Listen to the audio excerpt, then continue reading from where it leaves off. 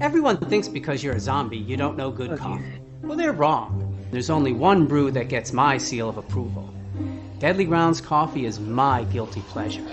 The aroma is so intoxicating. It brings all of my neighbors out of the woodwork. Deadly Grounds coffee. Coffee to die for and zombie approved. It's good to get a little deadly. Use the front door! Oh, they're so disgusting.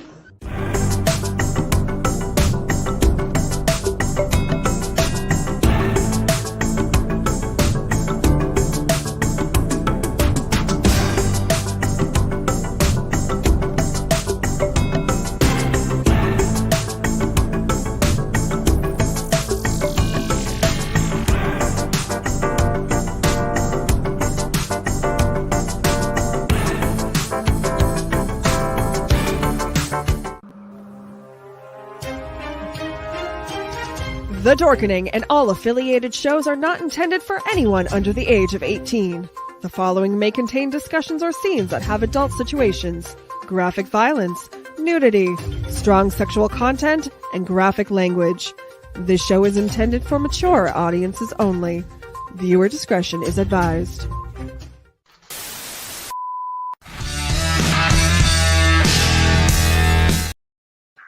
I apologize. I believe I hit the wrong one. Hold on one second. Everyone thinks because you're a zombie, you don't know good coffee. Well, they're wrong. There's only one brew that gets my seal of approval. Deadly Grounds coffee is my guilty pleasure. The aroma is so intoxicating. It brings all of my neighbors out of the woodwork. Deadly Grounds coffee. Coffee to die for and zombie approved. It's good to get a little deadly. Use the front door! Oh, they're so disgusting.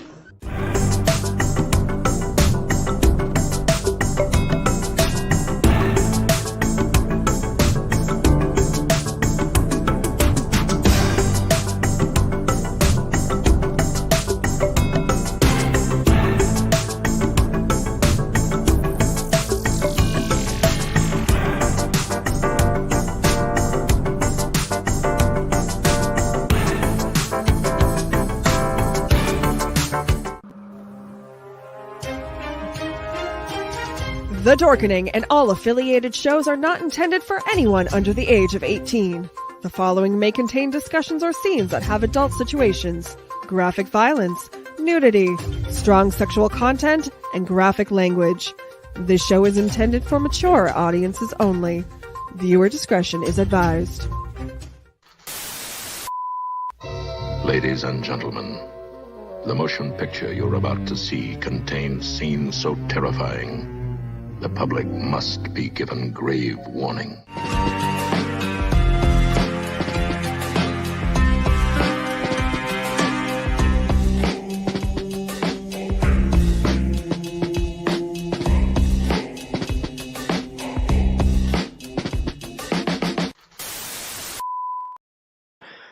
Hello and good afternoon. That was the right one that time. That's how you know I'm a little out of practice right now. I hit the wrong button earlier. Hit the package for Matt and Monsters, and unfortunately, this is not Matt and Monsters. You are here joining me live with the Bloody Binge movie podcast. I am your host, of course, Sewer Dweller, and I we are nearing the end of spooky season. We are nearing the end of Halloween and haunt season. So hopefully this coming weekend is our last weekend open at my haunt. So hopefully starting next week, I can get back on a regular schedule um, of bringing movies, and of course, we will be doing an episode of Shivers sooner than later because we do got to catch up on the states that we still have to go through. But welcome for this week. We are going to deep dive some Halloween horror movie shorts that I have found on YouTube and, of course, Trauma. If you don't have Trauma now, I think it's like free for the next 30 days, for 30 days, if you sign up soon. And they have some amazing independent movies. Of course, they are the greatest independent movie uh, platform on the planet. Um, or as Uncle Lloyd likes to say, Lloyd Kaufman, Uncle Lloyd likes to say, um, they are the only true independent movie distribution company on the in the planet. Um, but check them out definitely because they have some really great shorts on there. They have some really great movies. Of course, if you're a big Trauma fan like myself, Night of the they have all the Toxic Avenger movies. They have all the Trauma movies on there. That Toxic Avenger, Nukem High, Sergeant Kabuki Man, all of those style of movies. Plus, they have their own independent library and a lot of old classic noir movies. So if you're a fan of noir, definitely check them out as well. But guys, as I said before, we can see Coney right in the middle of the screen. And normally I put a until I can get a webcam, that is, I put a picture of what we're doing this week. And this week we're just gonna celebrate Halloween. That's what we're gonna do. We got a bunch of Halloween short movies. We got some creepy pastas that I'm gonna read. We're gonna talk about some news, of course, as we always do. I do want to apologize because I was supposed to go live last week with this episode, but last week, people close to me know that last week was not a very good week for us. Starting the week started off getting into a car accident over last weekend. I'm fine, my car is fine, nothing to stress about out there. But then over the weekend, we also noticed that one of our ferrets started getting really sick. Monday night, he was barely moving, so we took him to the vet. And the problem with that is there is no vet in Dayton that takes ferrets. And the only one that does, I take it back, there's one vet that does. And they couldn't get him in for like 5 days, they said, but he wasn't going to make it 5 days. So we had to drive him all the way to Columbus. Um, did what we could. And unfortunately, Brownie passed away on Wednesday. So it's just been a very rough week for me, for the family, for everybody involved. So please bear with me, and I do apologize for not going live when I was supposed to go live, but unfortunately, life happens. But here we are, the week of Halloween, 3 days until Halloween. Haunt season's almost over. Haunt season actually in Ohio is over for a lot of the haunts out there. It is over. It just ended this past Saturday or Sunday. We are going to be open Hell's Dungeon, Dayton, Ohio. We will be open Thursday, Friday, and Saturday this week. Um, Thursday, Halloween, you're gonna get the regular haunt. Friday, you'll get, I believe it's backwards night where they'll start you in the back, like at the end of the haunt, and you walk basically backwards through the haunt till you get to the front. And then from there, Saturday, we are doing Blackout Night round two because we have had a Blackout Night already this year, not by choice, but we did have one. Um, so come visit us if you're in the Dayton area, or you're anywhere near the Dayton, Ohio area. Come check us out this weekend. We'd really appreciate you. Also, if you're joining us, go give me a like on Twitter. I'm the only followers I'm getting the past month or so. I've noticed have been bots, really, like fake accounts, bot accounts. People trying to boost their numbers for their OnlyFans and stuff like that. So yeah, go give it a like on Twitter, please. I'd really appreciate that. But guys, I digress. Let's go ahead and get started with some haunt news. Where's my? And I've already lost. Yeah, this is going to be a seat of our pants episode, guys. As you can see, I've already lost my spot. Here it is. And I know a lot of people have already heard of some of these stories, especially if you're in the haunt industry. But a 13-year-old boy died after being run over by at Harvest of Horror Haunted Hayride in St. Augusta, Minnesota. Let's see if I can bring the actual story up. And not, here it is.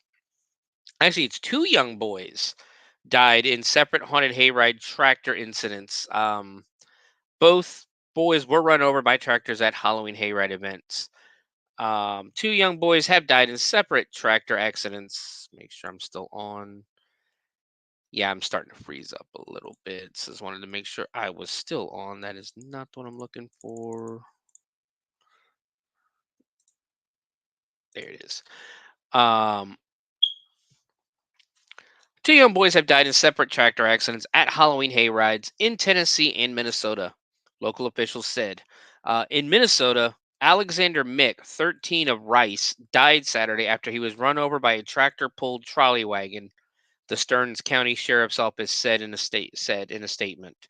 The sheriff's office received a call around 7:30 p.m. about a young male injured after he was run over at the annual Harvest of Horror haunted hayride in St. Augusta. Staff members and bystanders, including an off-duty police officer and an off-duty medic, rendered aid.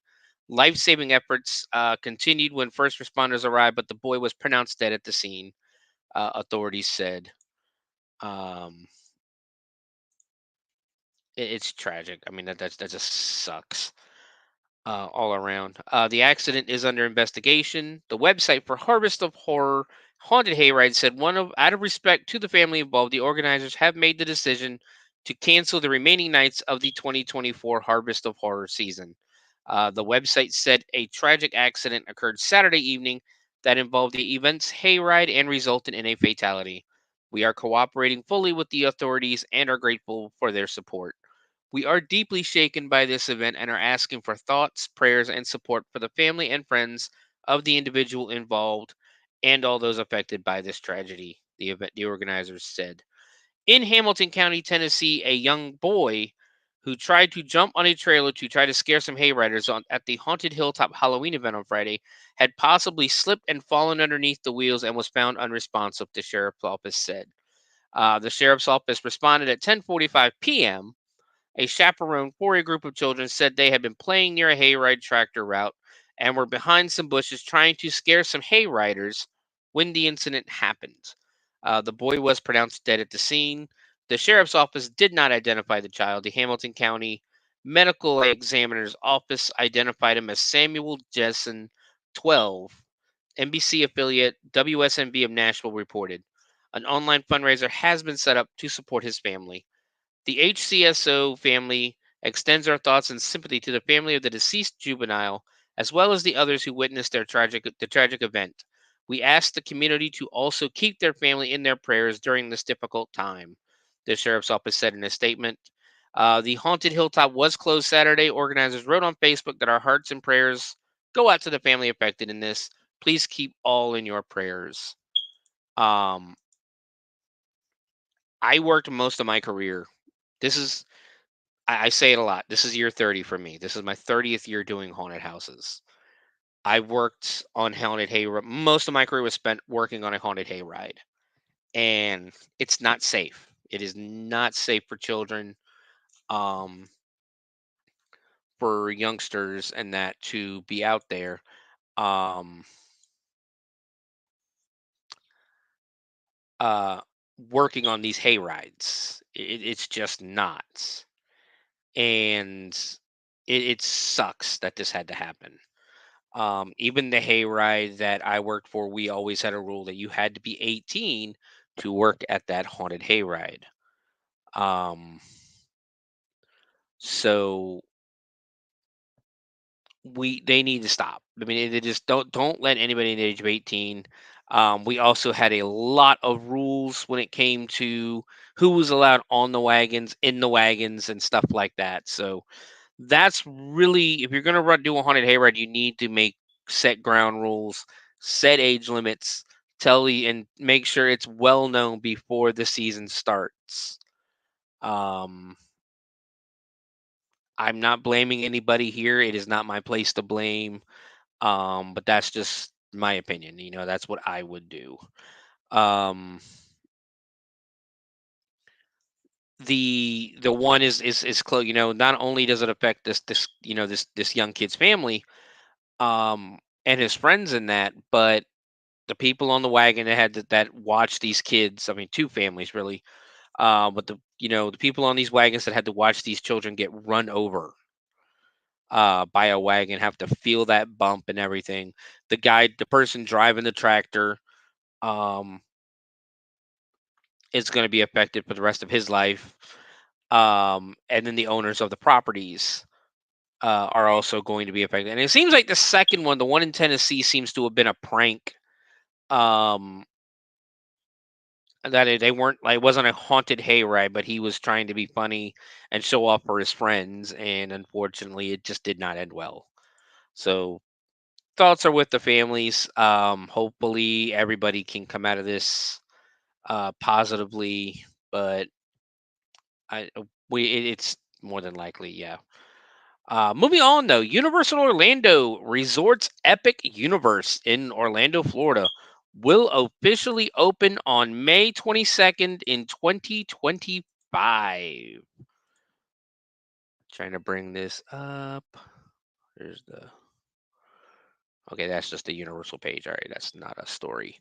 Unlocking the portals to 5 astounding worlds: Celestial Park, the Wizarding World of Harry Potter, Ministry of Magic. So you basically a third park for Harry Potter, a third land of Harry Potter. So you're gonna have Hogwarts, you're gonna have Hogsmeade, and now the Ministry of Magic. Super Nintendo World, which is already open. I believe it's already open. How to Train Your Dragon, Isle of Berk, and what I'm looking forward to, Dark Universe. This is such a pivotal moment for our destination, and we're thrilled to welcome guests to Epic Universe next year, said Karen Irwin, president and COO of Universal Orlando Resort. With the addition of this spectacular new theme park, our guests will embark on an unforgettable vacation experience with a week's worth of thrills that will be nothing short of epic.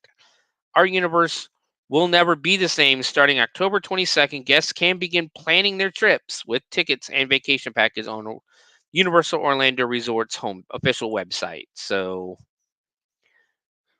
if you're interested, go to the website, go to Universal Studios, start booking your trip for next year, and hopefully you can get in.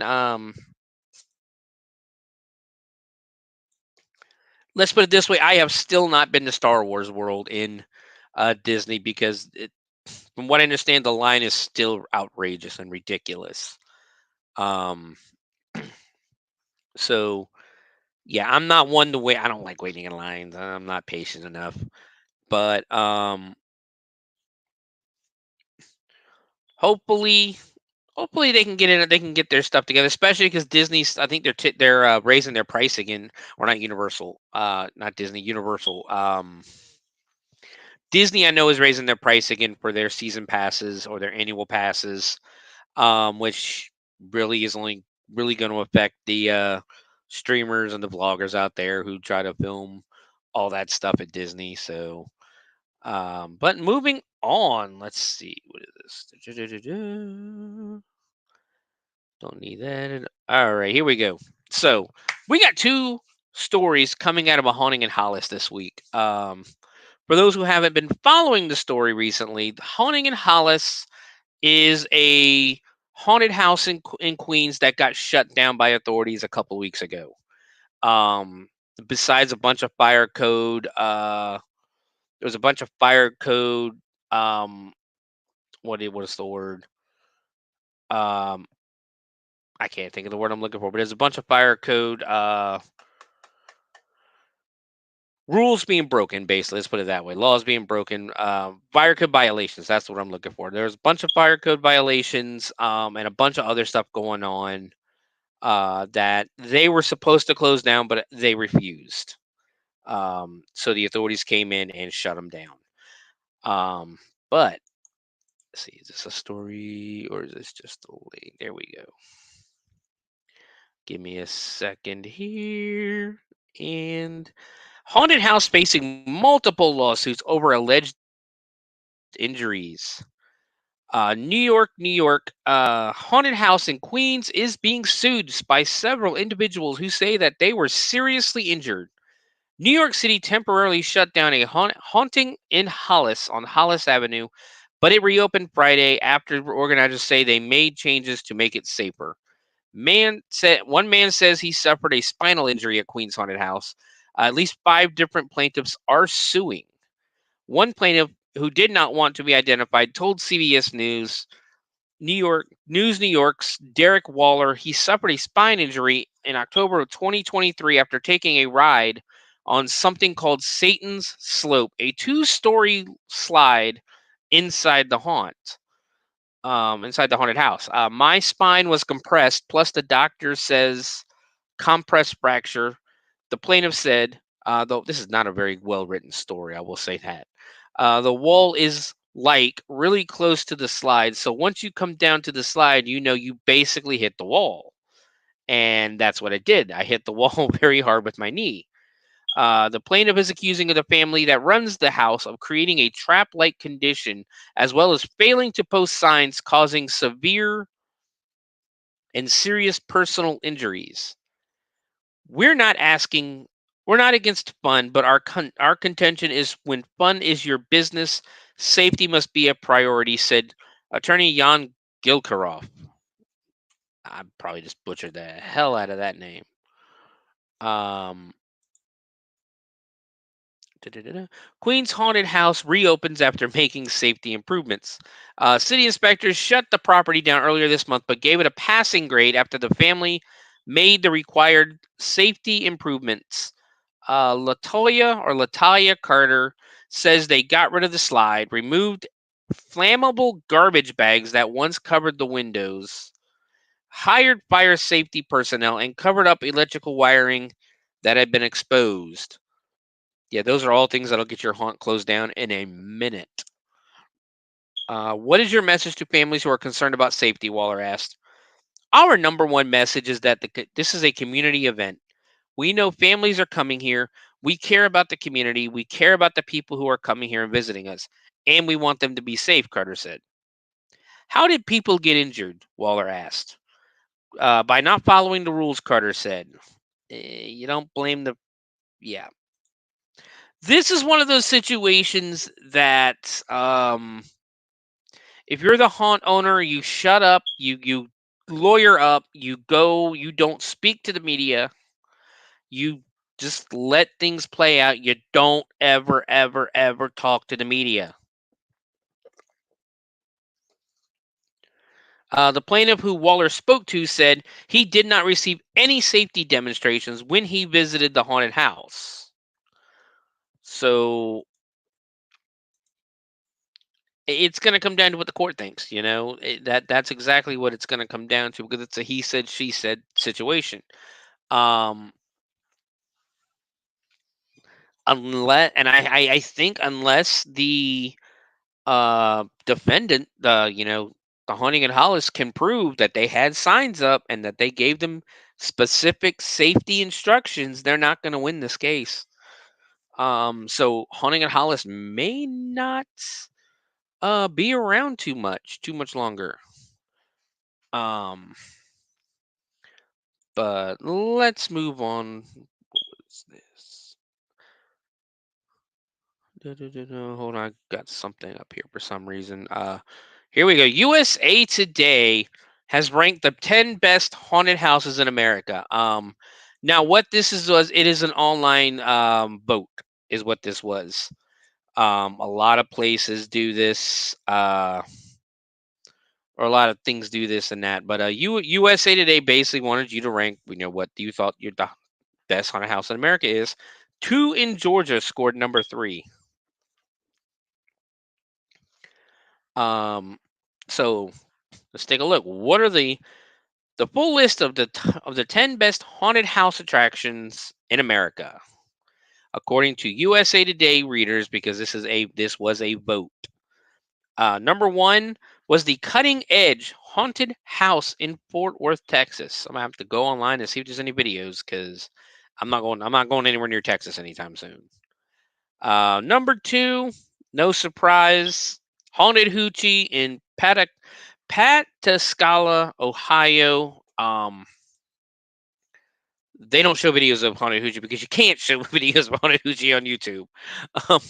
It's wild. I've never been. I've heard of what goes on there. I've seen a lot of what goes on there, some from different videos, TikToks and that. But at the end of the day, they're not allowed. They'd get a huge community violation if they showed anything that went on at Haunted Hoochie. So congratulations, Hanahuchi, coming in number 2 in Ohio. Netherworld Haunted House in Stone Mountain, Georgia. If you're in the haunt industry, you know Netherworld. You've heard of Netherworld. You know had Netherworld. You are envious of Netherworld. Columbia City Haunted Jail in Columbia City, Indiana. I have never heard of this. Sir Henry's Haunted Trail in Plant City, Florida. Haunted Overload. I think it's Haunted Overlord, I think usually. In Lee, New Hampshire, that is actually very awesome. I've seen videos of it. It's great. They put so much thought and detail into a lot of these scenes. Lewisburg Haunted Cave in Lewisburg, Ohio. I have been to the Lewisburg Caves. Again, amazing. I think they said what 10,000 feet underground or something like that. You go down pretty far. And you're in a cave. You're in a natural cave. With 50,000 bats. It's awesome. It's a great experience. Pure Terror Scream Park in Monroe, New York. 13th Floor Haunted House Jacksonville in Jacksonville, Florida, and 13th Hour Haunted House in Wharton, New Jersey. Um, then they have the 10 best haunted hotels, which we'll read them off real quick. This isn't. These are paranormal, not fun and games places, but the 10 best haunted hotels. 1886 Crescent Hotel and Spa in Eureka Springs, Arkansas. Nope, I take it back. AK, that's Alaska. The Fainting Goat Island Inn in Nicholas, New York. The Marshall House in Savannah, Georgia. The Queen Mary in Long Beach, California. Hotel Saranac in Saranac Lake, New York. Driscoll Hotel in Austin, Texas. Lemp Mansion Restaurant and Inn in St. Louis. The Hotel Monteleone in New Orleans. The Lizzie Borden House in Fall River, Massachusetts. And the Stanley Hotel in Estes Park, Colorado, which of course was the setting for the Shining. Let's see. No.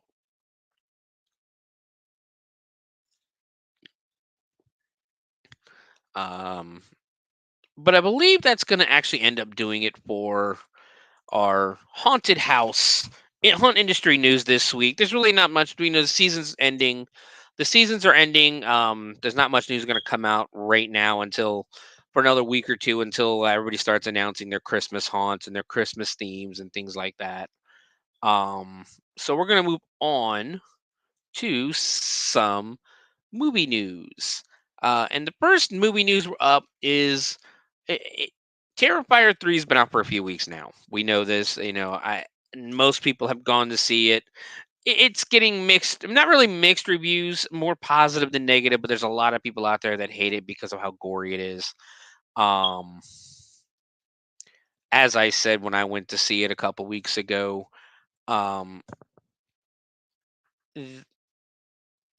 it's very gory. Don't take your kids to see it. I do not suggest taking kids to see it, but I enjoyed it. I like the story and everything. I'm fine with the gore in that. And I know a lot of the talk was the first 10 minutes of the movie. That something happened in the first 10 minutes of the movie that apparently 11 people or 10 people walked out of when they showed it in France. And you go back and watch and you realize I think I know what it was, but um I'm not 100% sure if that's what it is, but I'm pretty sure what it was. But news just came out about half an hour ago that Terrifier 3 has become the highest grossing unrated movie of all time. Um Essentially they just passed $50 million. Um they just passed $50 million gross, so that makes them the highest grossing unrated movie, not highest grossing movie of all time, not highest grossing rated R movie of all time, but highest grossing unrated movie of all time.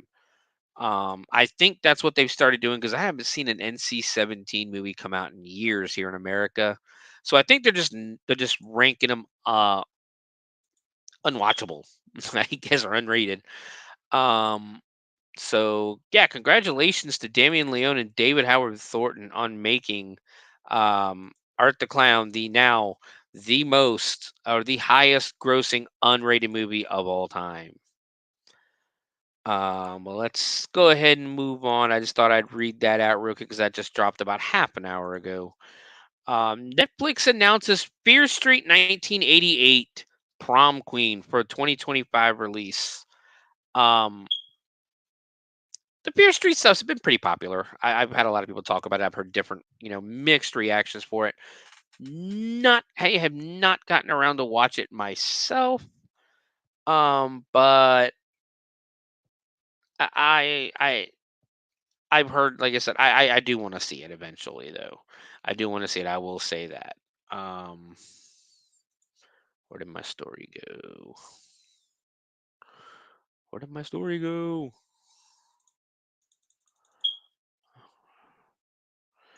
So I guess I'm reopening it. Oh no, there it is, right there. Alrighty.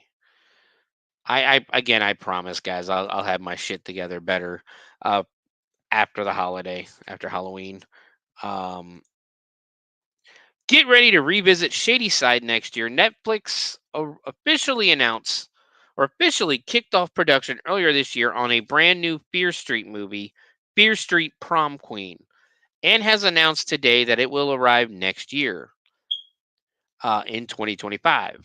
If the artwork accompanying the announcement is any indication, Senior Prom might get extremely bloody in 1988. In Fear Street Prom Queen, welcome back to Shady Side. In this installment of the blood-soaked Fear Street franchise, prom season at Shady Side High is underway, and the school's wolf pack of it girls is busy with its usual sweet, ambitious campaign for the crown. But when a gutsy outsider is unexpectedly nominated to the court and the other girls start mysteriously disappearing, the class of '88 is suddenly in for one hell of a prom night. The ensemble cast includes India Fowler from The Nevers and Insomnia, Susanna Sun from Red Rocket and The Idol, Bina Strazza from Paper Girls and Above the Shadows, David Ian Kono, Ella Rubin, Chris Klein. That's about the only name I recognize. Lily Taylor, I think I recognize that one too. Catherine Waterston, and Matt Palmer is directing the franchise's fourth installment. Prom Queen will be nestled between the events of Fear Street 94 and Fear Street 1978. The Prom Queen was book number 15 in R.L. Stine's teen franchise, originally published on March 1st, 1992. If you'd like to read it before the movie comes out, you can always find copies on eBay. Yeah, that Fear Street was kind of I read a couple of those, and they were kind of vicious. They were kind of brutal. Um so yeah, check that out. I gotta check those. I didn't know they were actually based on the books. Um I am trying to get a couple of stories up here. We'll do a couple more and then we'll read some I think I have two or three creepy pastas put to the side. We'll read a couple of creepy pastas since it is Halloween, and then we'll dive right into the movie shorts.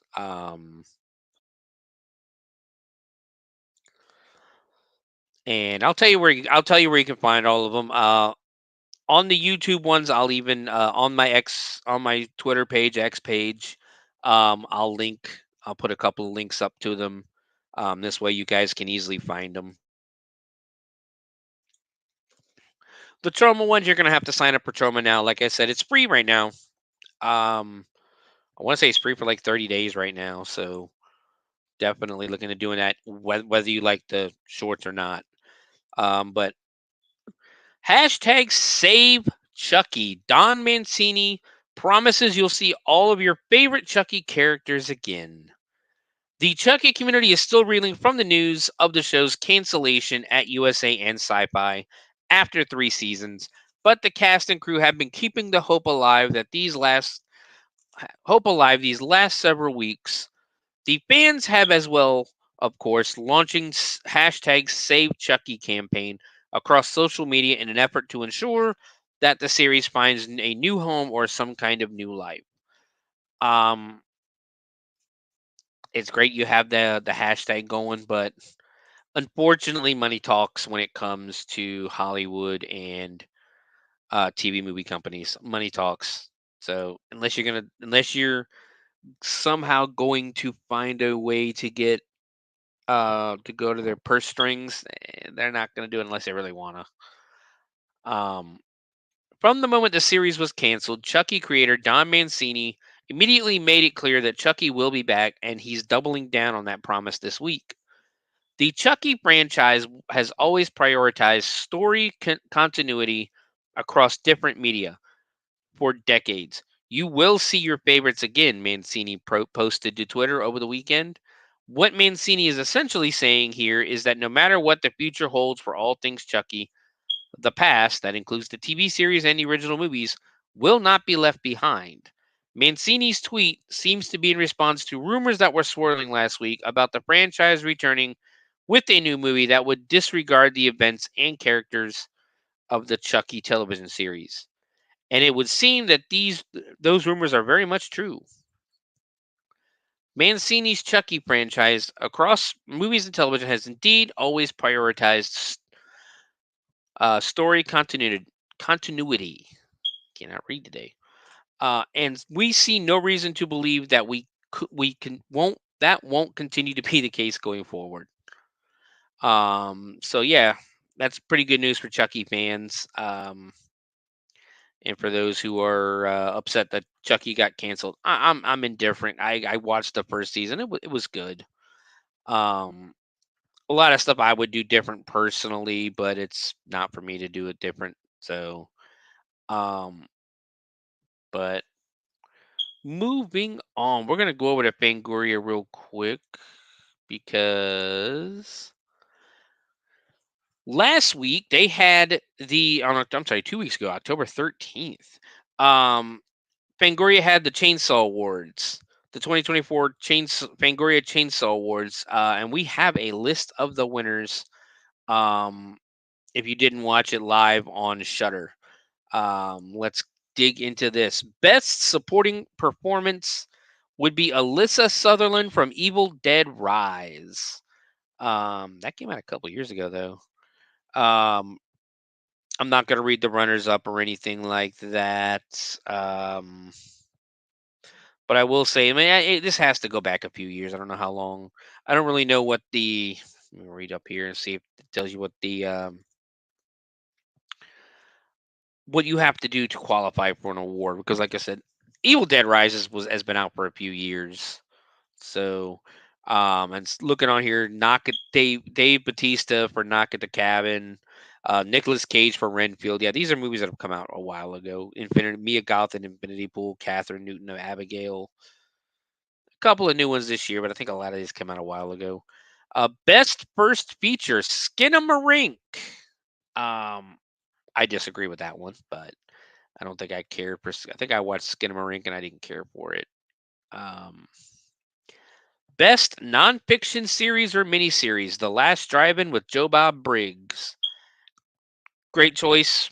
It's a great great show. Everybody loves Joe. Who doesn't love Joe Bob? Uh, everybody loves Joe Bob. The only other runners up to this would be an Amityville, an origin story, the Boulay Brothers, Dragula, season 5, the Enfield Poltergeist, and Svengoolie.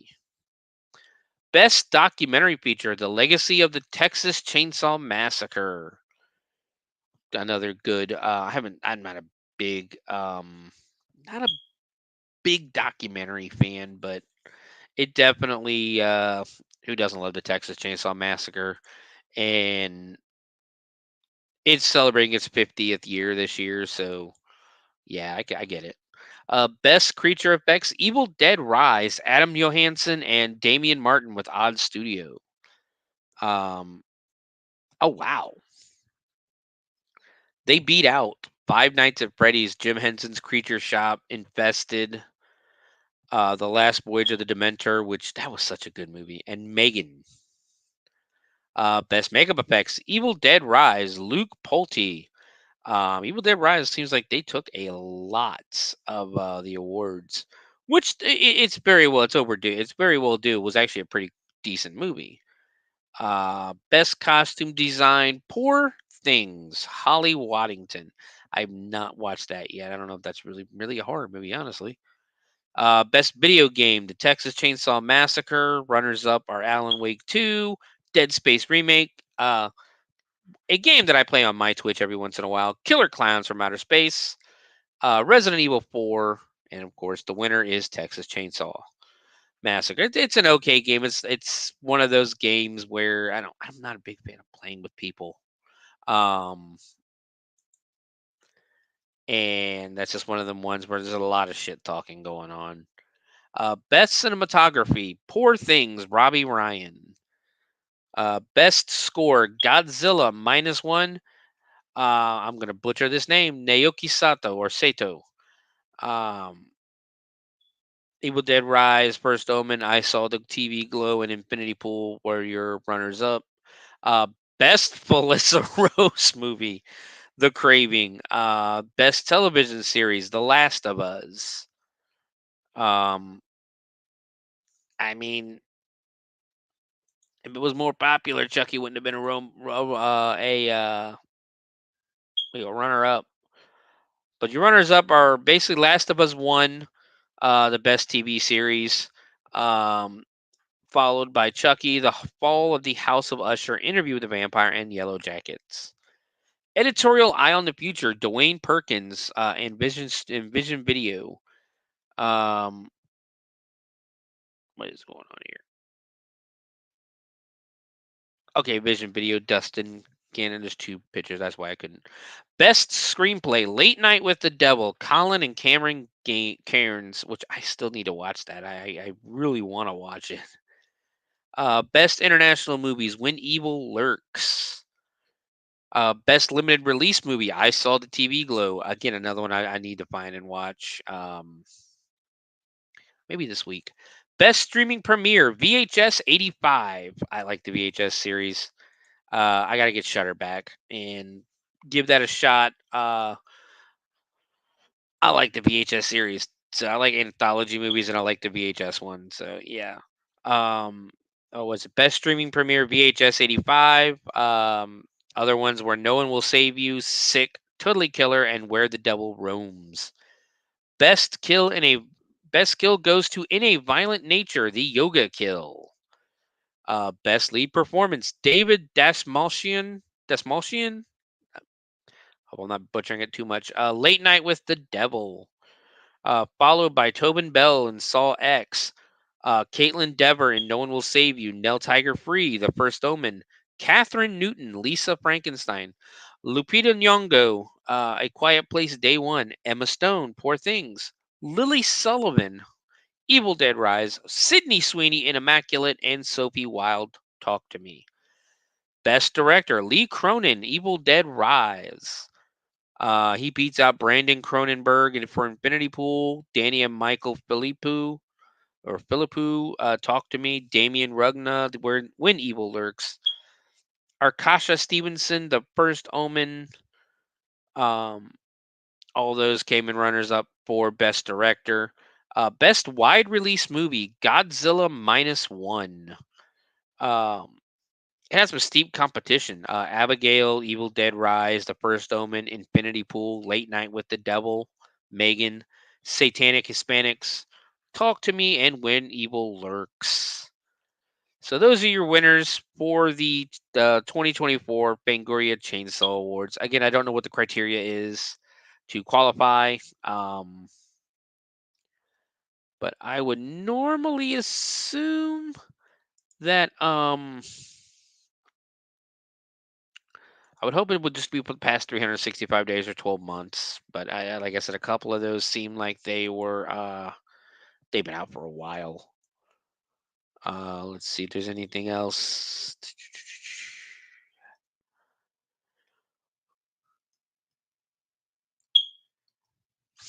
Yeah, I mean, there's really nothing jumping out at me right now.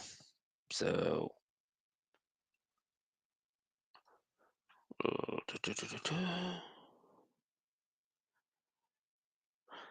So yeah, we're gonna move on. I think we're gonna move on to some creepypasta. Then we'll dive into into the short movies we have. Yeah, again, like I said, hopefully next week we can get back to a regular schedule and I can um be a lot more organized than I am right now. Just like I said, it's been a hell of a week this week, and um haunt season's ending, so I'll have a lot more free time starting next week. Alrighty, so um we're gonna do a couple. Like I said, we're gonna do a couple of creepy pauses. How long have I been going? I got time. Um, we're gonna do a couple of creepy pastas just because it's Halloween, it's spooky season. Spooky season's coming to an end for the non or the normies, I guess we could call them. Spooky season never ends for me. I've already got characters ready. We do a Christmas haunt. I've been going around saying I still haven't really decided if I'm retiring yet or not. 100%. I am like 98% there that this may be my final season haunting, just because I'm tired. I'm tired. The crowds are getting kind of a little more assholey this year than normal. A lot more people coming through drunk, trying to fight people and stuff like that. And unfortunately, I got to behave and be the responsible one, even though grown ass adults are letting their kids do whatever the hell they want in the haunt. So, um, but I've already got, like, a Christmas character planned out, um, for the Christmas haunt, or at least for some TikToks or something like that, because I like the idea. I'm working on it right now. I'm trying to figure out how to do some melty skin, like toxic waste style melty, to either do makeup or like make a mask. Um, because I have one hell of a great idea. I think it's a great idea. Um, to bring something to life. So I'm not going to talk too much about it on here, just because prying eyes, prying ears. Um, so for those who don't know, a creepypasta is a horror-related legend which has been shared around the internet. The term creepypasta has since become a catch-all term for any horror content posted over the internet. These entries are often brief, user generated paranormal stories that are intended to frighten readers. Um, Sorry, my mouth is very dry from the week if I'm talking like this all weekend. Um, of course, the most famous creepy pasta out there is Slender Man. He's the most like I said, he's the most legendary of all of them. Because he has been brought to life so many times in different stories, and that. And of course, there's those two girls in I don't remember where they were, but there's those two girls. I want to say in the north. I know it's up north. Um,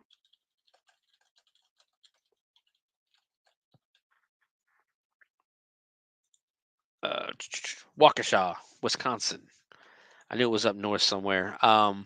Those girls in Waukesha took their friend out in the middle of the woods, and they stabbed her, but I don't think they killed her. If I remember, I think the little girl survived, thankfully. But they told the authorities that Slender Man told them to do it.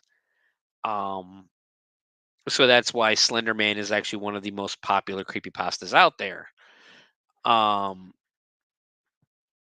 Not to mention the origins and the story of Slender Man is pretty fucking creepy to begin with. We're gonna read a couple, and again, now I'm gonna tell you, I'm gonna flat out honesty. Everything's on the table with me. I have not fully read these, so we're going in blind. I'm going in blind with you, but these are three Halloween um Halloween themed creepy pastas for us to get into, and enjoy the creepy season. So the first one I'm going to read you, all three of these come from creepypasta.com. The Horrors of Lavender Village. It was posted on October 22nd, 2024. Um, Written by Nocturnal Narrator. Uh, let's see, get down here, and here we go. Halloween is supposed to be a day of joy and happiness. However, Halloween is in this small village, which I visited a few weeks ago, has a different story. In October, I visited a tiny village located in Scotland. I was actually not interested in going there, but something brought me there. One day, on a cold evening, I was searching for a haunted place that could be visited on Halloween. While researching, I found something that made me feel weird but excited at the same time. I saw a place named Lavender. I decided to search about the place, and what I found made me somewhat uncomfortable. Not much was written about that place. Only one thing was written there. Whoever visits this village on Halloween rarely makes it back. I was inquisitive about the place. Why do people rarely make it back from that village on Halloween and much and more such stuff? Guys, I'm gonna tell you right now, this is exactly how it's written. Um, these are internet stories that are written by amateur authors and people who didn't study English, grammar and things like that. Not that I've studied grammar or anything, but yeah, this is already. I'm not gonna lie, this is already starting to annoy me the way it reads. Um, but as I mentioned, not much detail was given there. I got so excited as a Halloween lover and a horror writer, my curiosity piqued. I wanted to visit there and witness everything. I decided to go and see what is actually wrong there. I told my friends about this and they agreed to come with me. We went to that place on the same night. We reached there a day before Halloween. Yeah, like I said, this is not well written at all. Uh, when we arrived, we saw that no one was there. I'm gonna change some words, but basically to hopefully um use proper grammar at least. The roads were deserted, the shops were closed, and there was no single person there, as if no one lived there. There was no sound, not even animals. Nothing was there. If there was anything, it was just some kind of eerie silence. The air felt very cold, as if it would freeze us. Why is no one here? Why is there so much silence? Robert asked. I don't know, Robert. Even I'm thinking the same thing. Why is there so much silence? And why is there no one around here, especially with Halloween coming? A time when people usually come out of their homes and celebrate, I said. Stop thinking about that and let's find a place to stay, Michael said. We started searching for a place to stay, but every establishment was closed. All of us started panicking about where we would stay and spend the rest of our night. Then, out of nowhere, we saw a tall man in his 50s with a long beard who looked at us and asserted, "What are you guys doing here?" "We have come from London to explore this village and we are searching for a place to stay," I said. He mentioned that he ran a pub nearby and offered for us to come with him and stay the rest of the night in his pub. At first we were hesitant to go. Anyway, we had no other choice. After reaching the pub, I asked, "Can you tell me what is happening? I mean, what is wrong here?" He gazed upon us and mumbled, "What are you saying? I don't understand. Wait, what's wrong here?" "Don't pretend you know nothing about it. Tell us, what has been happening in this village?" "Sir, it's a long story. I'll tell it later. First, let me show you to your room." He took us to our rooms. The pub looked very old, as if it hadn't been renovated for ages. When he showed us our rooms, we were shocked upon seeing them. It felt as if the ceiling would fall on us at any minute or at any second. Where have you brought us? Robert asked. Is this your haunted place? It's very boring. More than haunted. I don't want to stay here at all. This is again terribly written. We have no choice, so stop arguing, I replied.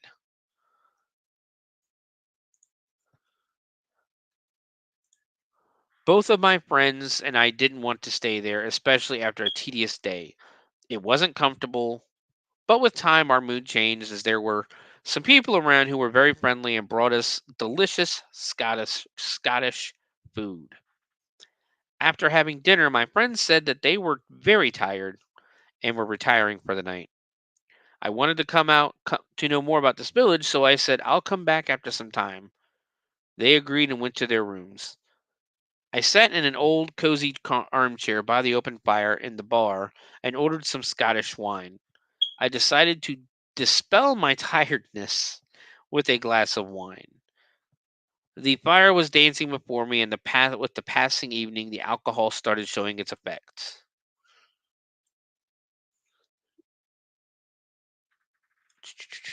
Lost my spot. Hold on, guys. This is just not a very well written story. The sky drew dimmer, with no light except the campfire. There was no sound except for the crackling of the woods. After some time, I remembered the story that the owner had told us when we came here. I called him and asked him about the story, but no matter how many times I asked him about it, he only said one thing. Right now, he can't tell me about that.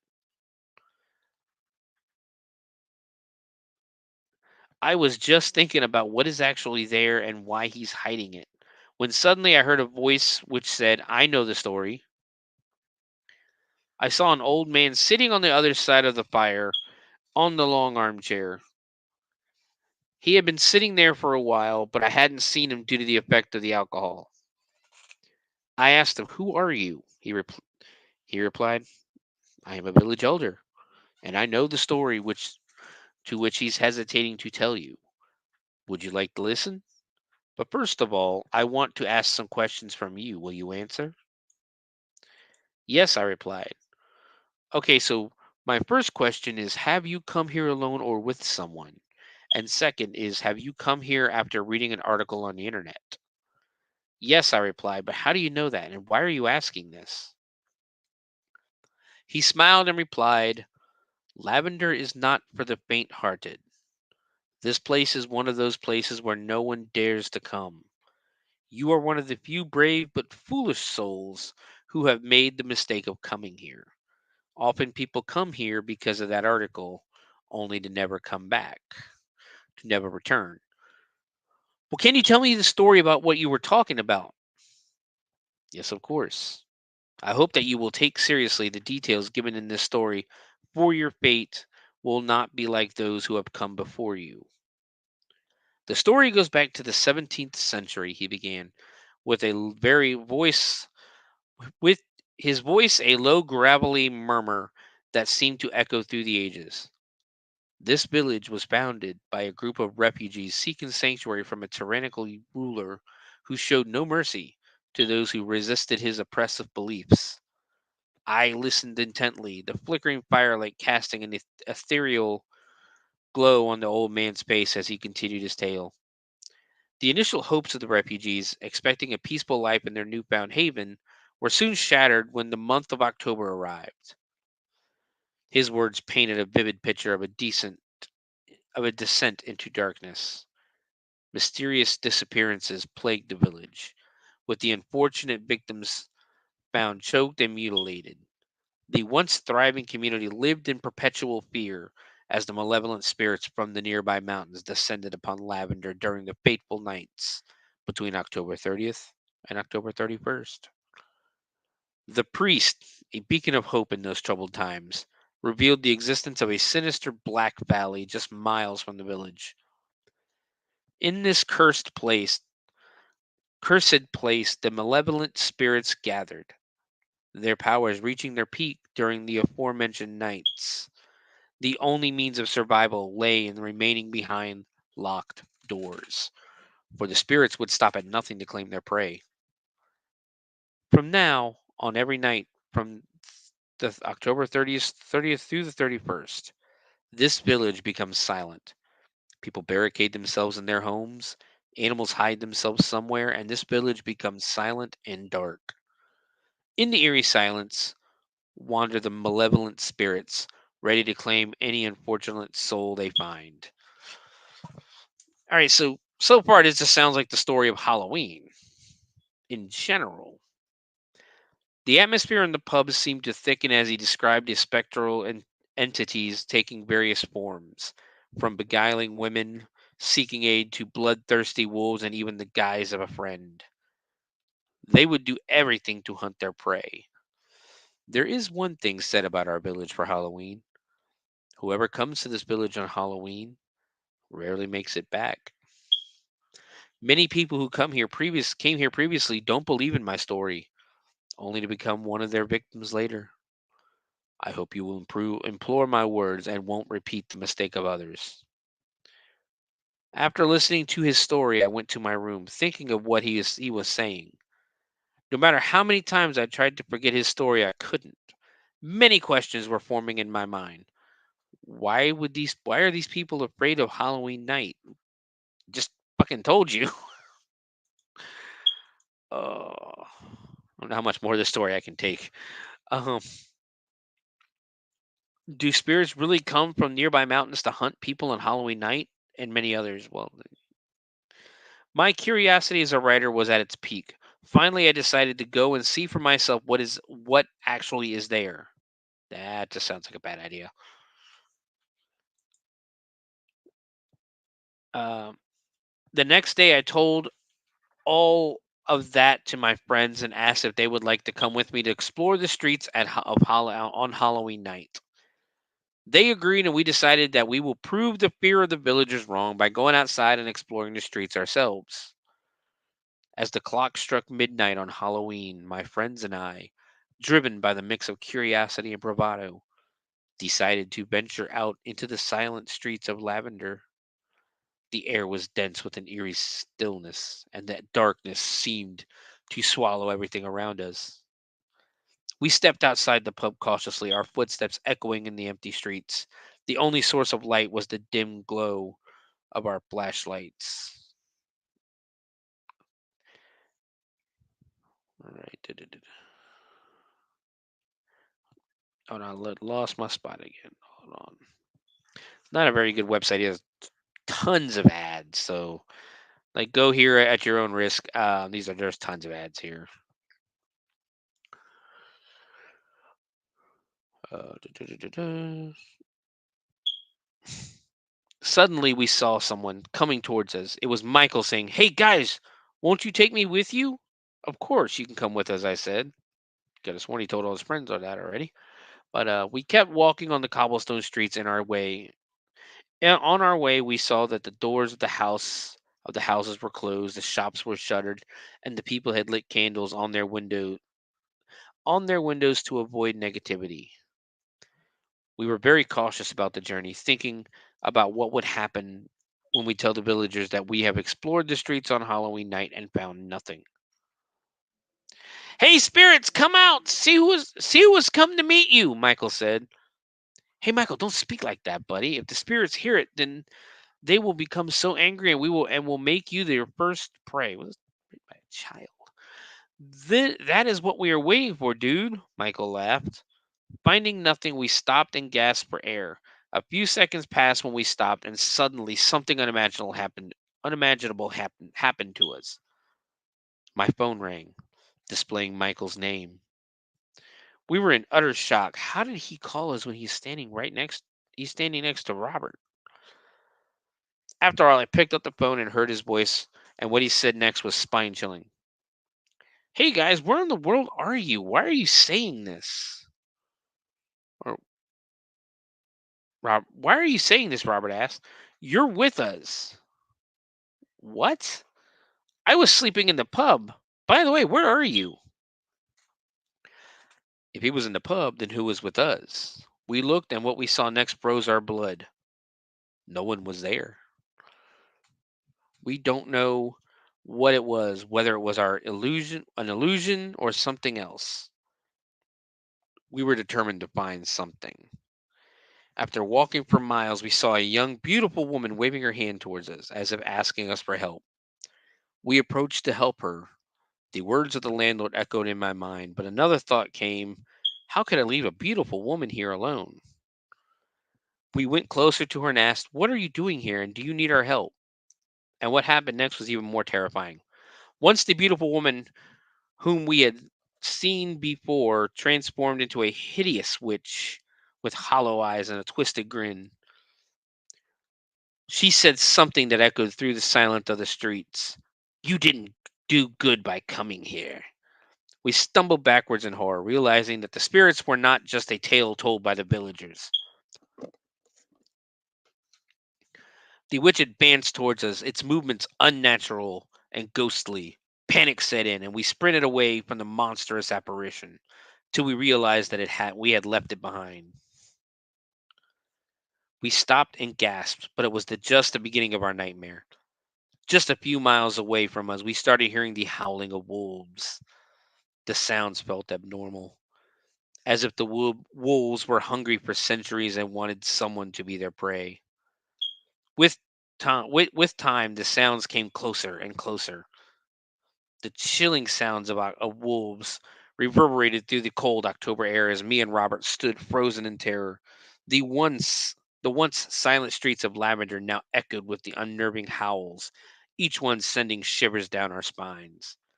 The old man's warnings about malevolent spirits taking the form of wolves now seemed more hauntingly real than ever.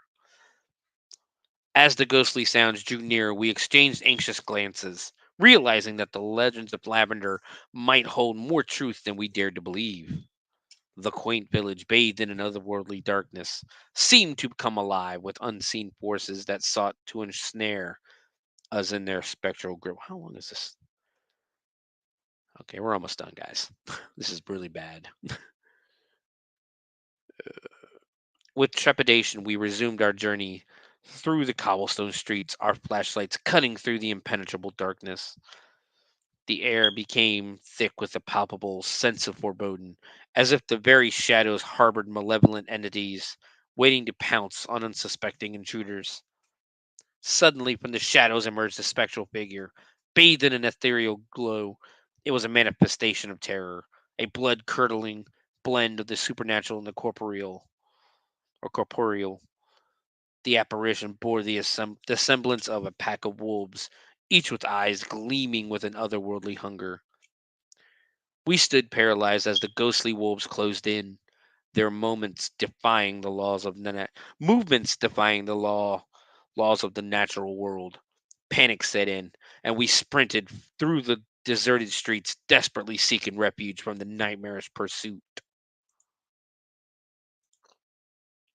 The echoing footsteps and growls of the spectral wolves seemed to surround us, creating an auditory maze that heightened the sense of disorientation. It was as if the very fabric of reality had unraveled, and we were caught in a nightmarish realm where the boundaries between the living and the supernatural blurred. As we ran, the atmosphere grew colder and a thick fog enveloped the surroundings. The path ahead became increasingly unclear, but the distant silhouette of the pub offered a glimmer of hope. We knew we needed to reach the safety of those closed doors as the man had warned. Our hearts pounded in our chests as we neared the pub. We burst through the entrance, gasping for breath. The pub, once haven for the unknown, now felt like a fragile sanctuary against the supernatural forces lurking outside. The old man and Michael were sitting by the fireplace. He looked at us with a mixture of pity and disappointment. "I warned you," he said, his voice carrying the weight of centuries old secrets. "You dared to challenge the spirits, and now they know your presence." Fear gripped us as we realized the gravity of our actions. We had unknowingly invited the malevolent spirits into our midst. The pub, which had initially seemed a refuge, now felt like a cage, trapping us with the impending doom we had unleashed. The night wore on, each passing minute feeling like an eternity. The air inside the pub grew heavy with a sense of foreboding. We huddled together, our eyes darted nervously at every creak and whisper. The old man with a solemn expression began recounting the stories of others who had met a similar fate, lured by the illusions created by the spirits. Each tale was bone chilling. Right now, I am sitting in the room and writing. I can't shake the feeling that the old man's tales, initially dismissed as superstitions, had manifested into a living nightmare. The spirits, denied their prey on the streets, now seemed to converge on the pub itself. Strange shadows danced on the walls, and ghostly figures materialized in the corners of the room. We don't know if we will make it back or not, but if you're reading this account, please repeat. Please don't repeat our mistake by coming here. I think the idea behind the story was good. The storytelling itself was terrible. But guys, we unfortunately do not have any more time for the creepypastas. We're going to go ahead and take our break, and we are going to come back and we're going to start talking about some Halloween. Where is it? Halloween horror movie shorts. Stick around.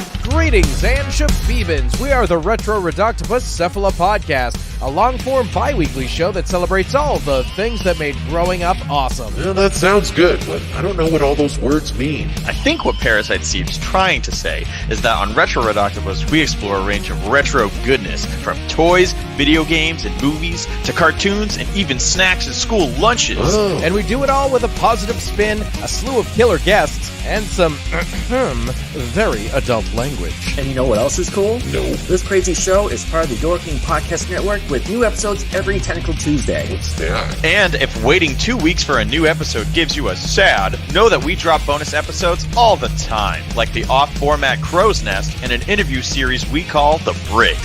You can listen to Retro Octopus on Apple Podcasts, Spotify, Stitcher, or any app that's cool enough to carry the only show that celebrates all the things that make growing up awesome.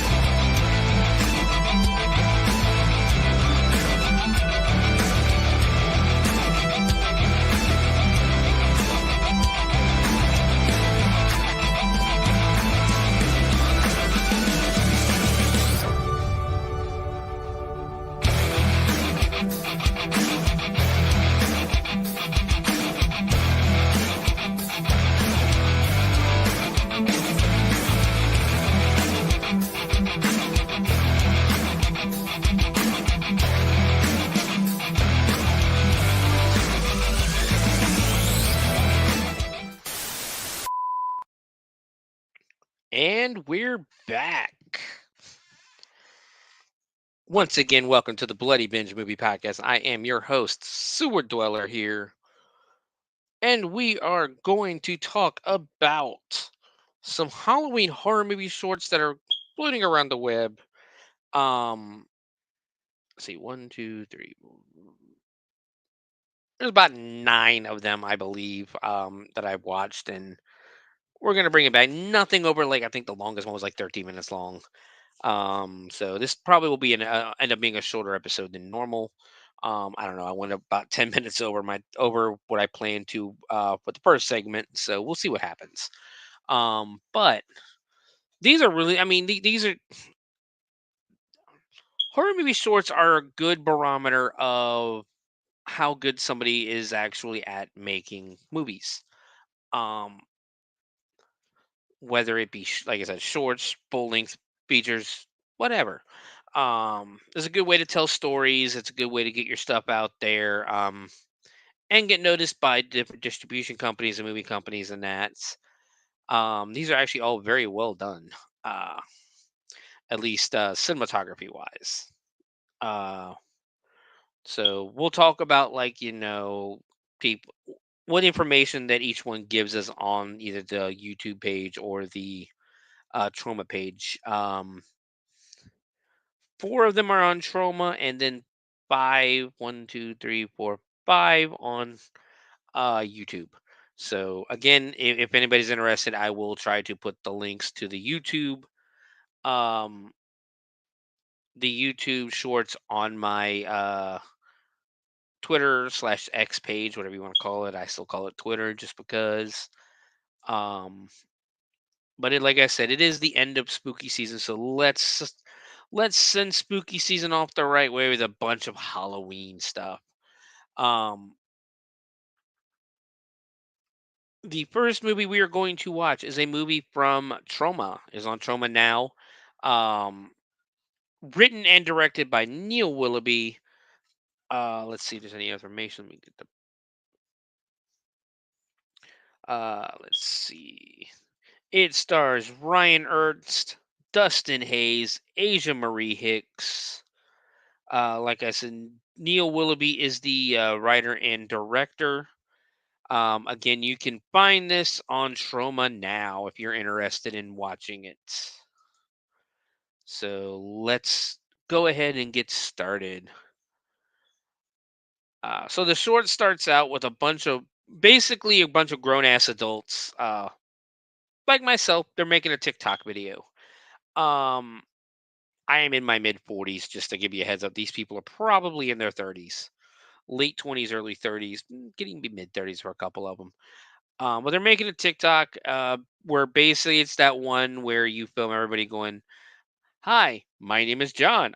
I am Frankenstein, and I think this person will be the drunkest at the Halloween party." And then after the Halloween party, like a lot of haunts are doing it now, where "Hi, this is me before the haunt," and then afterwards it's, "Hi, this is me after the haunt."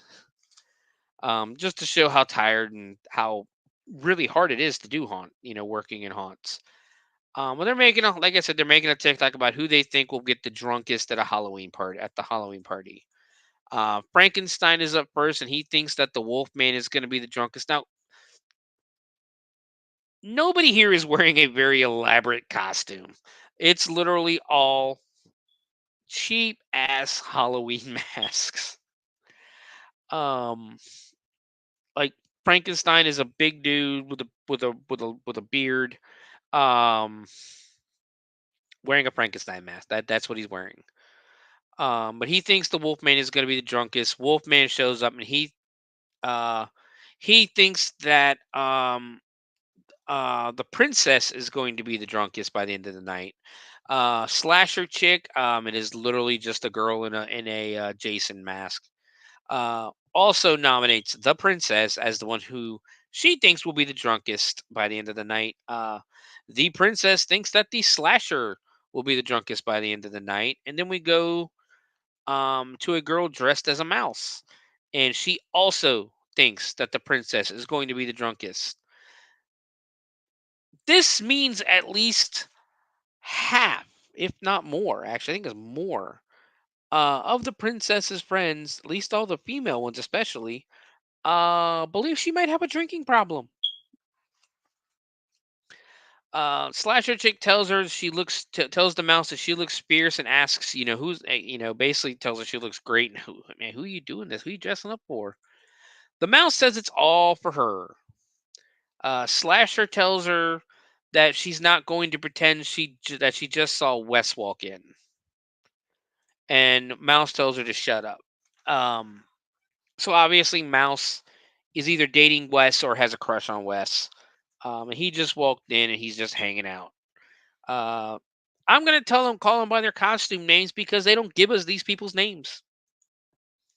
Mouse says she isn't going to pretend that she's mad he gets to see her looking this amazing, but he hasn't said a word to her all night, so she's just gonna do her tonight. And if he decides to notice, the slasher cuts her off and asks how could he not notice her, which she does look pretty good. I'm not gonna lie, the mouse looks pretty good. The entire time they're pouring shots of liquor for themselves. They take this shot and they are not fans of whatever the hell they just drank. It honestly looks like gold rum, but who knows? They walk outside with a few red solo cups as we uh, cut to Paul, who just arrived and he's wearing green alien style sunglasses and some wobbly alien ears on his head, like it's almost like those Mickey Mouse ear style. Wolfman and Frankenstein are just not happy to see this guy. Paul starts to talk about how inaccurate his costume is because there's so many different types of aliens, and he's supposed to be a gray, but he's actually green. And Wolfman and Frankie are just not impressed, and they just basically go, they want Paul to make a liquor run. Paul whines a bit. He's like, and he's got a point. He did just get there, but Frankie and Wolfman remind him, "We've been drinking, and do you really want us to drive to drink and drive?" Paul plays bitch and goes to fetch the alcohol. Um, which is kind of, I mean, it's kind of cool and kind of lame at the same time. It's like, yeah, really don't want these guys going out and killing plowing into a family of 6. So you go get the fucking alcohol, asshole. We pan over to the princess who decides and now is the time to address her peasants. Apparently, it's time to play a game called Stacked. Now, I really had a little bit of a problem seeing exactly how they were playing because it's just a quick montage. But there's 6 people. There's 6 whole people at the party. Let's not call this what it is. It's not a big, hullabaloo. It's literally about 5 or 6 people at a party. They get excited and they cheer.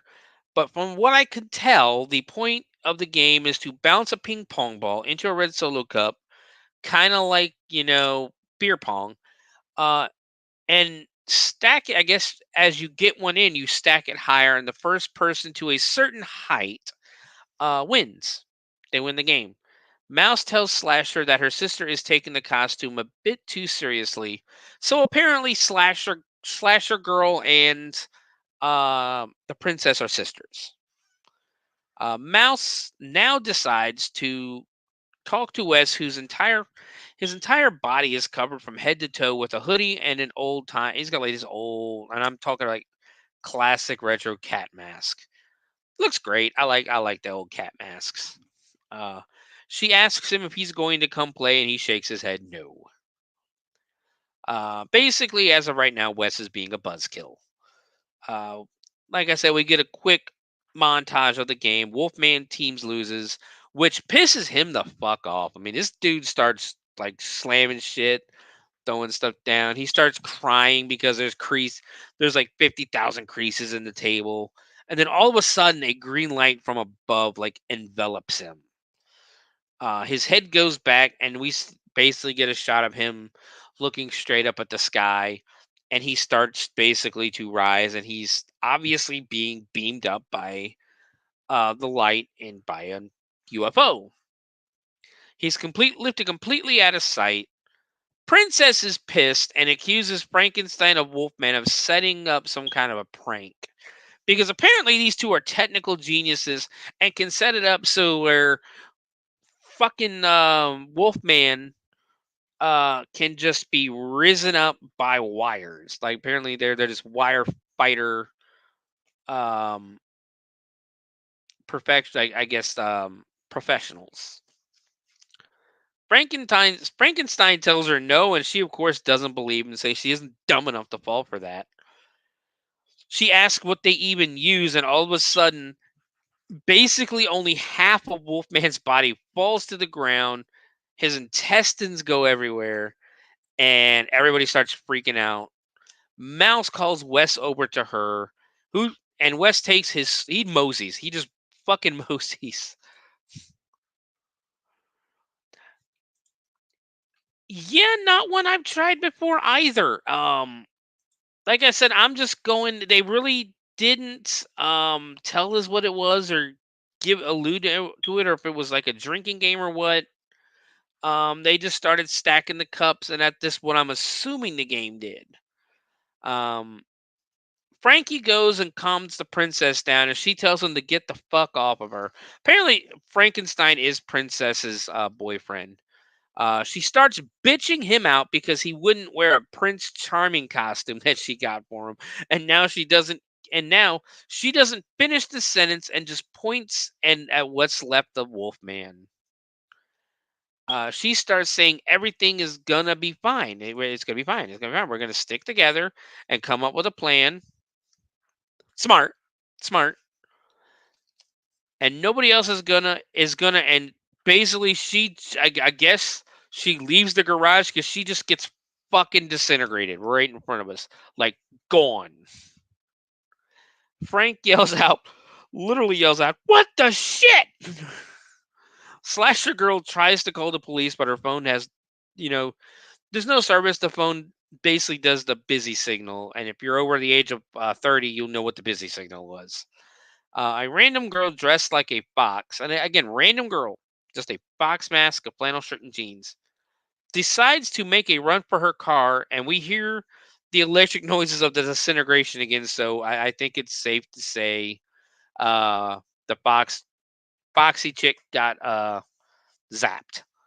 Um, there's nothing but a blood splatter left where she was. Mouse, Slasher, and West decide to stay low and make a break for the house. They make it with no incident, and West just moseying along, like just walking behind him, like.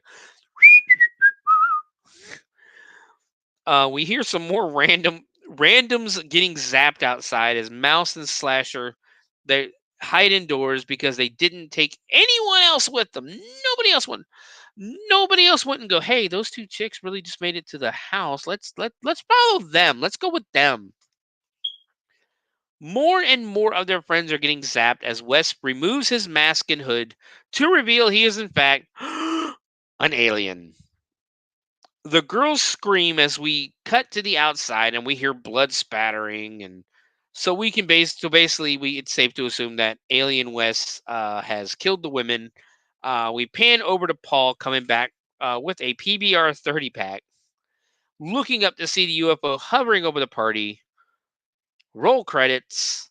That's party's over. Um, the premise I liked it actually. I did. I had fun watching this. Let me see if I remember right. I think it was literally um 5 minutes and 44 seconds long.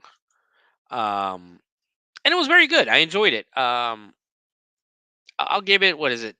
We'll do 5 stars. Well, I'll give it a good, I'll give it a solid 3 3/4 stars out of 5.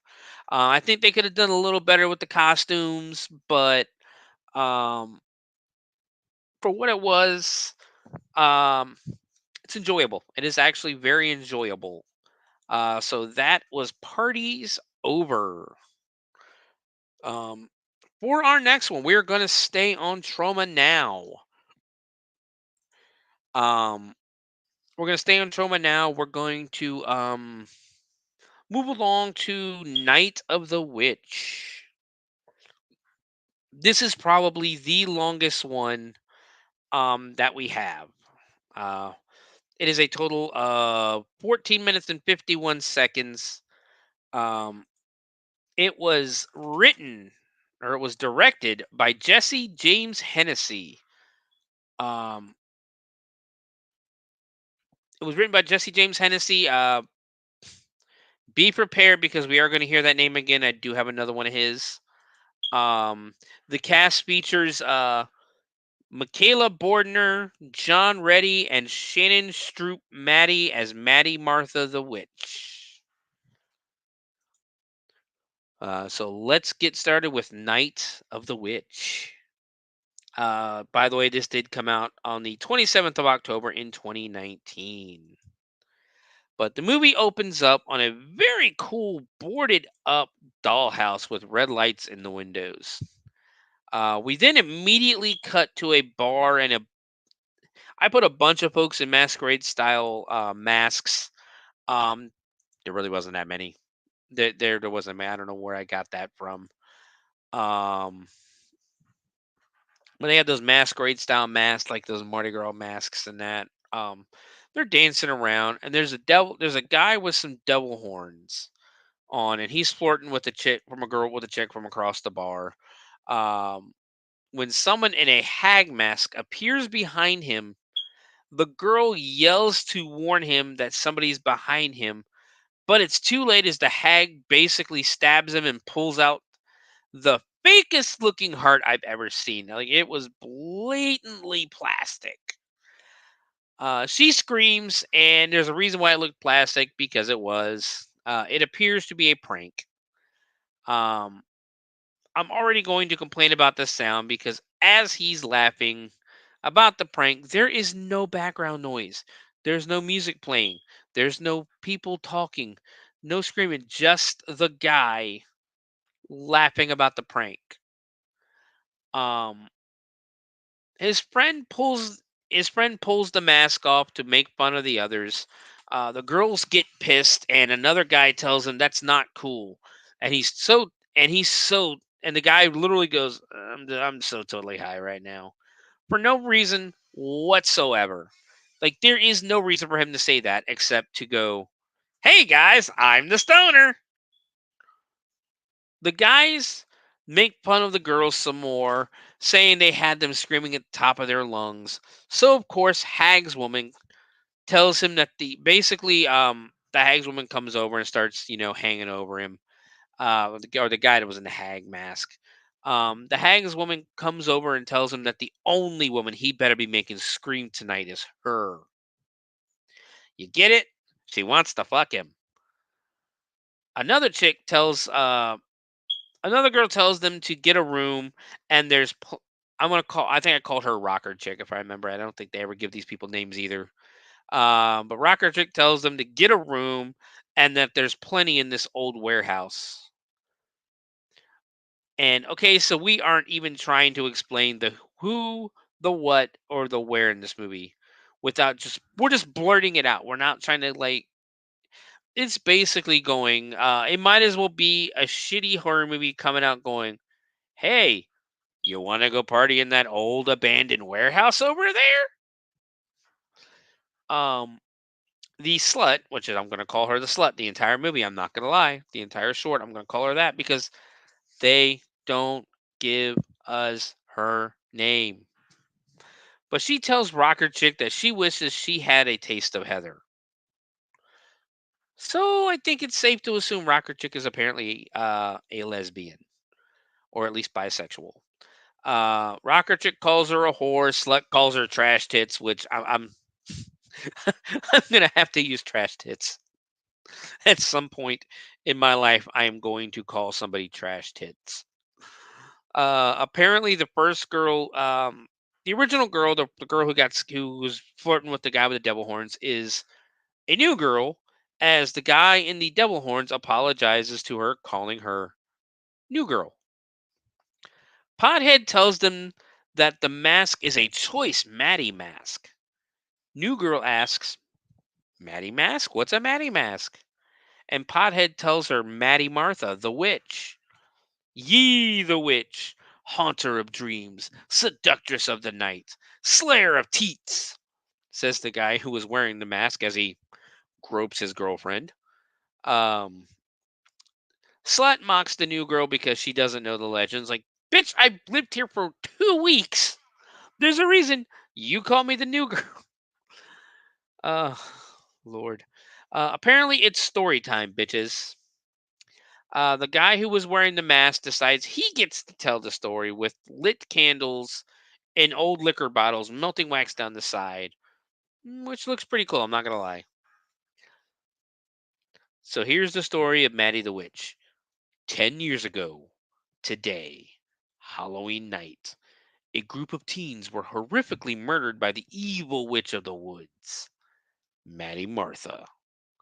Rocker Chick says that some say it was Lisa who did it. The mask guy shushes her and says, "We'll get to that." The year is 1979.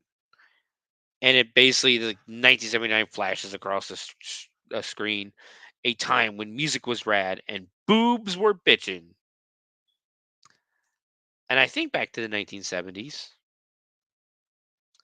And yes, boobs were pretty bitching back then, as they were in the 80s and the 90s and the 2000s and the 2010s and now the 2020s. In case you didn't notice, I'm a male. I'm a fan of boobs. Um, we get a flashback to 1979, and we see a group of teenagers. There's about 3, maybe 5 of them, are because you can see 3, and there's almost seems like there's 2 more hiding in the back of the van that you can't really see. But they're cruising down the road in a van, smoking weed, and they're drinking. A group of sex-crazed, drug-fueled teens headed out into the wood and headed out into the night for one last blast. A night of partying, sex, booze, and drugs. The pothead interrupts and says that the mask guy was telling him this story the other week. There's one chick with boobs in the van. There's another chick. There's a couple of fresh pairs in the back. One of them was this new chick in town, some big old goth chick who wanted to get into some sweet orgy or some shit. And turns out the sexy bitch was an evil as fuck witch. That's what he was saying. Now, goth, no.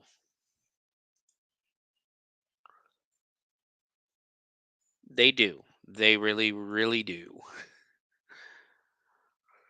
Um, boobs do make the world go round just like a fat bottom girl. But we cut back to the van, and a woman with weird hair and Halloween makeup on is in the van with the kids now, and she takes out a knife, and everyone screams as she basically just starts swinging the knife around. We're not going to tell you where she came from, but she's fucking there. It's a flashback, so it's really not that big of a deal. 5 people were found dead. We see some bloodied up bodies in the van, and there was one survivor. The new girl climbs out of the back of the van covered in blood, and the witch screams at her after feeding on another person with blood dripping out of her mouth. Lisa Williams is the sole survivor. I'm here to tell you Lisa's not very goth. I'm gonna tell you that right now when you watch it. If you watch the short, Lisa is not very goth. Um Sledge says she walked all night long. And then we cut to a scene taken straight out of Texas Chainsaw as an old Ford pickup truck. And I'm talking, she looks like the girl from Texas Chainsaw Massacre in this scene. As she's running away. Except she's not really running away, she's walking tiredly down the road. Um, but an old Ford pickup truck pulls up beside her, beside the blood covered Lisa, and picks her up. Doesn't ask questions, just puts her in the truck. Hey, let's go get you some help. Devil Horns says a stranger picked her up and took her to town where she told her story. The story of Maddie the Witch, killing all of Lisa's friends. They totally didn't buy it, and Lisa was arrested. Rocker Chick says because she killed them all. Logan and the local skeptics don't believe her story and don't think there ever was a witch. So Logan is the rocker chick, by the way. Logan says Lisa was batshit, hot as hell, but batshit. Logan wonders if she had a sexy sister. If she had a sexy sister, as she looks over at who I assume is the Heather from earlier, aka New Girl. We cut to Logan's story where Lisa just whips out a knife and everyone's screaming and starts just whacking people. And it's funny because it's almost like the and they all look at each other, and they look back at her, It was pretty funny. I'm not gonna lie. We see Lisa lick blood off the knife before walking off covered in blood. And we see the same scene from earlier of the guy in the pickup, picking her up, but this time she jumps in and stabs him in the leg. Mask Guy says, "Witch or not, crazy or sane, the facts remain. Since that grisly night, this town has been cursed. Whispers of evil, missing people, and sightings of the witch. Her tale lives on, and on this Halloween, don't do drugs. They've all been, yeah, they've, what is it? Basically, he says on this Halloween, don't do drugs. Everybody around this guy has been smoking pot. Don't have sex. Mask Guy and Slut are clearly about to go be screwing later. Don't sin, because she is out there. This is the night of the witch." Pothead pops up in the mask and scares the shit out of everyone. New Girl just basically slaps the shit out of him. Slut says story time is over, takes a snort of cocaine, and says, "Let's party." And then some really shitty synthesizer style music plays as everyone parties. We cut back to the dollhouse and a car pulls up in front of it. So it was at this point I realized that, even though it's clearly a dollhouse, the dollhouse we're looking at is supposed to represent the warehouse that they're in. We hear some moaning and groaning and cut to Slut and Mask Guy going at it. There is no nudity in this short. But when I say they're going at it, it's pretty. They're doing the sounds, they're doing the motions, everything. Him basically getting it from behind. We cut to Pothead. Then we cut to the Pothead in the toilet, and he's obviously rubbing one out. We go back to the Slut who has basically she has powder under her nose right above her lip. And she stops letting him do her, as it says, and tells him she's out of blow. She tells him to go get her more, and he tells her, "Just a sec." She stops and tells him, "No blow, no blasting." And then someone with a black glove grabs the Maddie mask as Rocker Chick or Logan says this music rocks. No, it doesn't. And tunes in the 60s were lame. No, they really weren't. She's drinking and seems to be getting turned on by the music. Like she's acting like she's ready to just go at it with the radio. She says this music really gets her blood pumping as she takes another swig, and we see the knife beside her. We see a knife beside her face. We focus on the radio and we hear some gurgling and sputtering in the background. We see some blood splurt over the radio and now cut to the Slut who is in her room looking out the door, in her bra looking out the door because she heard something. What she heard was Logan getting murdered. She says, "Damn it, Paul, if that's you banging one of them skanks, I'll slit your throat." The hand, literally, it's like the witch runs by, the hand comes flying up, slits her throat, and kills the Slut in a pool of splurting blood. We now cut to Pothead saying how Maddie the witch was a crock of shit.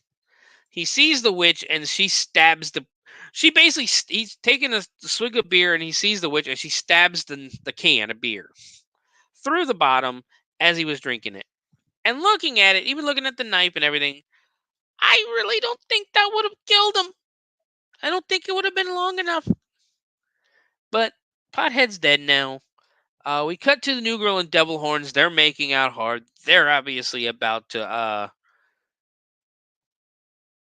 do the devil's dance, I guess you could say.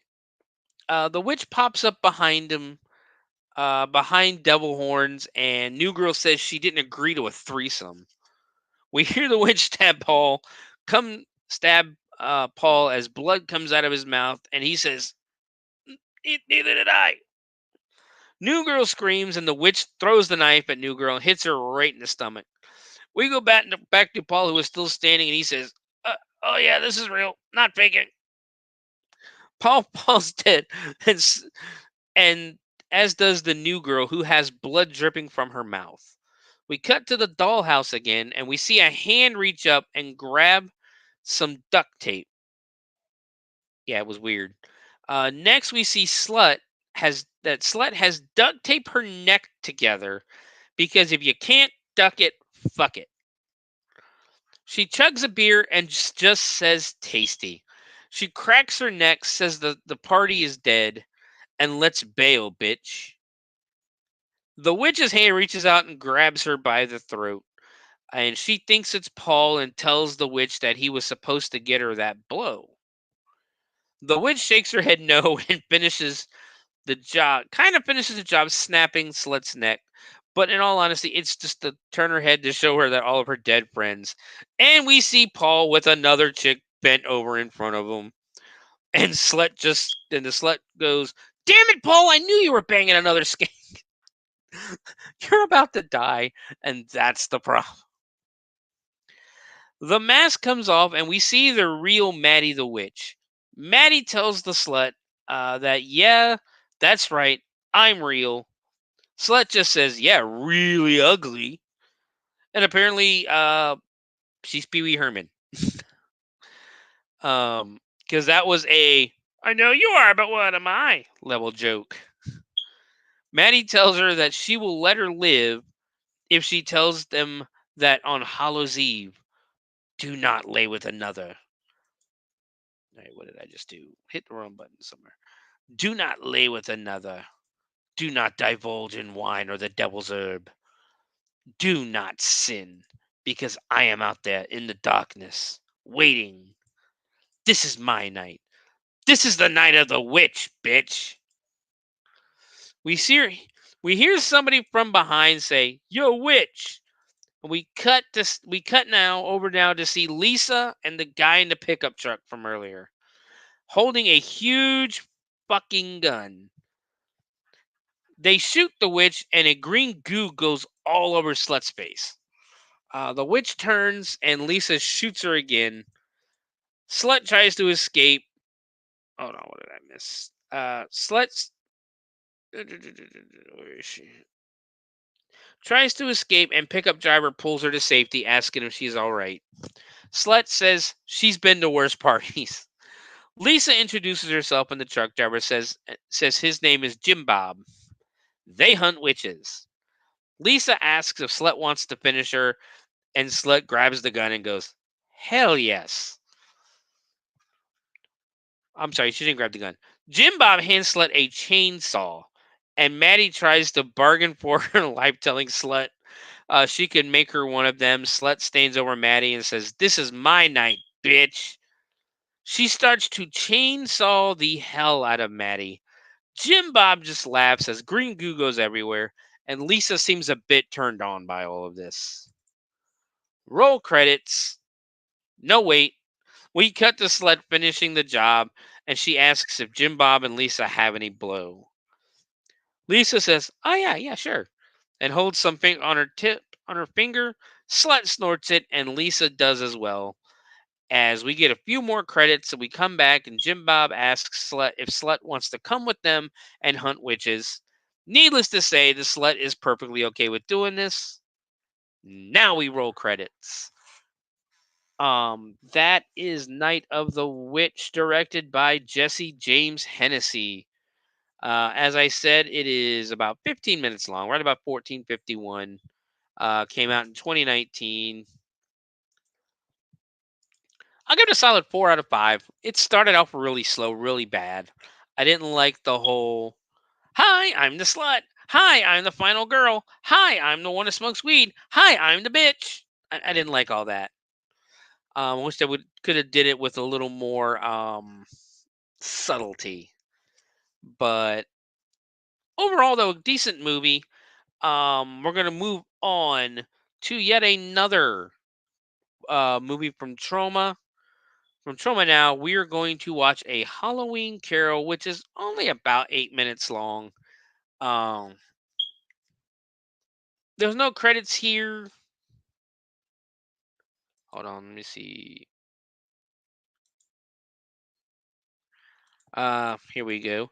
It was directed by Lloyd Kaufman himself. Uncle Lloyd himself directed this. Co-director, writer Lily Hayes Kaufman. I'm going to assume that's his daughter. See if it was produced by anyone or written by anyone.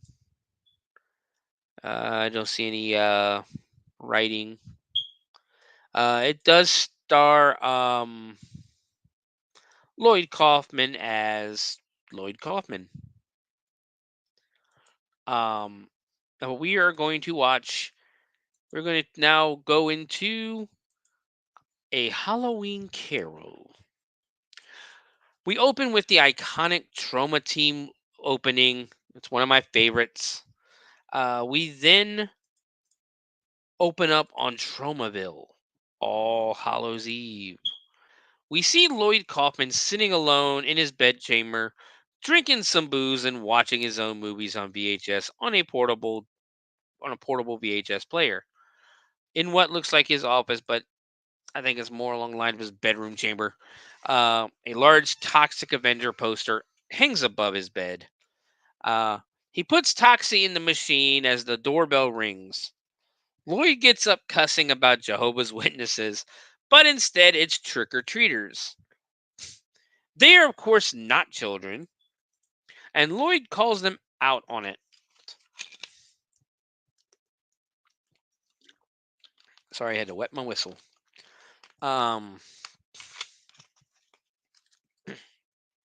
He tells one guy with a full-grown beard that he isn't no tiny Tim, and he says, "That's right, I'm little Kim."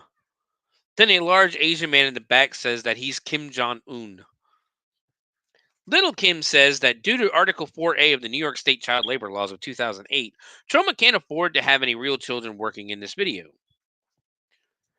The female, who's in a skeleton suit, starts talking non-stop, saying, "What's a trauma? I've never heard of a trauma." You know, it's almost like that Bugs Bunny skit where Yosemite Sam tells him to shut up, or not Yosemite Sam, the mobster tells him to shut up, and Bugs Bunny just goes, I'll shut up. I'm ready to shut me. I can shut up whenever you want. I can shut up." And then the mobster hits him again and goes, "Shut up, shutting up." It's almost like that. He tells her that Trauma is a 40-year-old independent movie studio that produced films like Toxic Avenger, Class of Nukem High. And as a matter of fact, the South Park guys got their start there as well as James Gunn and Samuel Jackson. Meanwhile, the kids, all of them are on their phones looking, I guess they're looking Trauma up. And Lloyd calls them out for not paying attention. And the girl says, "I've never heard of Trauma. I've never seen Trauma online." Lloyd tells her that their movies that Trauma's movies are not online. The girl asks, "Well, then how do you watch them, Uncle Lloyd?" He tells her, "In a movie theater. You buy a ticket." He says any jerk who spends their time on the internet should be dumped into a vat of toxic waste and then have his head crushed. What are we doing now? This makes the kids start crying. Lloyd, who is dressed in a dressing gown and bed cap, by the way, tells the kids to get lost and says pumpkin bug, instead of humbug. Lloyd slams the door in their face. We cut to Lloyd sleeping in his bed, VHS movies and a bottle of booze like splayed out over the bed. And then we see a hand with a chain around it enter the shot calling for Lloyd. The first time he gets Lloyd saying, basically goes, "Lloyd." And Lloyd's just sitting there going, "Oh yeah, boogeyman, keep doing that right there." And he looks confused. The ghost says it again, but this time Lloyd just farts. Finally wakes Lloyd up, and Lloyd freaks out a little bit. Apparently, this is Marley Hurd or Marley Hurst, uh, Lloyd's former partner that's been dead for 7 years. He tells him he looks like a dead lobster that's been locked in a cellar. Marley tells him that's a good Dickens reference, and most people wouldn't get that. He's right. I don't get it. Uh, he tells him that he's here to tell him that he needs to get some followers, Lloyd. He tells him he has to get online. He's got to get digital. Facebook, Google Plus, Prodigy, AOL. Any of these ringing a bell? The ghost tells him if he doesn't, he will become irrelevant. Marley tells him that he'll be visited by 3 toxie ghosts tonight. Marley says you have to pay attention when they speak to him. He says Lloyd will run up, try to take a pee, but it ain't gonna work. Then you're gonna go make some movies that lose a bunch of money, and we're all gonna be screwed again. Marley's hand falls off from the weight of the chains. Some blood spills out of where the hand used to be. Marley tells Lloyd that he's going to be damned like him. Marley approaches Lloyd, who pushes him away and for some reason rips out his fucking insides when he does this. The scene ends with Lloyd and Marley both screaming. We cut to Lloyd standing in his bedchamber with Toxie with Toxie of the past behind him. Toxie rubs his mop in Lloyd's face and Lloyd asks who if he's Toxie past, and Toxie says he prefers Toxie Classic. He asks Lloyd if he remembers the good old days, and we cut to obviously a video on top of a video of Lloyd and 2 random people dancing in the '60s over a green screen, and behind him is like what do you call it? Soul Train. Uh, Old Lloyd is smiling as they reminisce. We see we get a candy corn screen wipe, and Lloyd is now back in his bedroom with his Jameson bottle. Toxie Present appears beside him. He tells Lloyd that he has no friends, and worst of all, he doesn't have a YouTube account. He tells Lloyd to listen to what his friends are saying, and we cut to 2 women watching a video of a duck in a tiny hat on a laptop. Apparently, the video has 108. What is it? I'm sorry. Apparently, the video has 10 billion views, and they say they don't understand why Lloyd doesn't put Trauma online. Lloyd says he doesn't want to cut into their sales. The brunette says that Lloyd is living in the analog age, and if he doesn't wise up to YouTube Trauma, is going to be DEAD. This alarms Lloyd. The girls laugh and say, Trauma, I don't even remember what that is. We get another star wipe, and this time it's with a kitty cat. Now we get Toxie in a black Robin Hood. He is Toxie Future. Toxie is fat, and Lloyd says he looks like shit and asks what happened to him. Toxie Future says he is addicted to processed flour. He tells Lloyd to look upon his future in despair.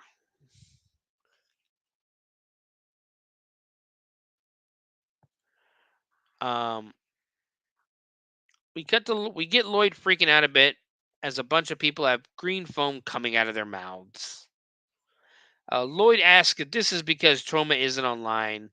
More shots of people spitting out green foam, and even the shot from Nukem High where the nerd is spitting it out. Lloyd asks if it's Ebola, and Toxie hands him a bowl and says, "This is Ebola chicken noodle soup." We cut to a lightning strike, and when we come back, Future Taki is holding a Trauma tombstone and a New York Post article that reads, "Death of Trauma. Last truly independent production company closes its door forever." Lloyd starts begging God to stop this and save him, and he can't translate that. He can translate that into any religion he wants. Lloyd says he wants YouTube. Lloyd wakes up with a fart, and he hears the church bells ringing and the swallows. He gets excited, yelling, "Happy Halloween!" He says goodbye, booze, and hello, broccoli. He tells the kids to take he tells the kids to take his car, to buy him a YouTube, and then to buy them the biggest Halloween event ever, or biggest Halloween ever. We get a freeze frame in the words, "Unfortunately, old smelly Lloyd forgot that children are not permitted to drive. The expected results occurred." We get old footage of a car being launched in the air over screaming children. Um, Back in the bedchamber, Lloyd is um, back in the bedchamber. Lloyd is laughing, tells them to come back in so they can sing "White Christmas" because they can't. What is it? Before they can start, the video is taken offline due to a third-party strike. Roll credits. That was a Halloween Carol. It was fun. I'll give it 3 stars. It wasn't the greatest, but it was fun for what it was. Uh, everybody likes Christmas Story. Now you got Christmas Story with a little bit of a what do you call it? Halloween swing on it. But the final movie from Troma now. Wait, actually, no, I take it back. We are going to move over to YouTube for Trick or Treat. Um, this, I believe, I think it's Indian. I think it's an Indian movie. It's a short from India, I believe. Don't quote me on that. I'm looking it up now.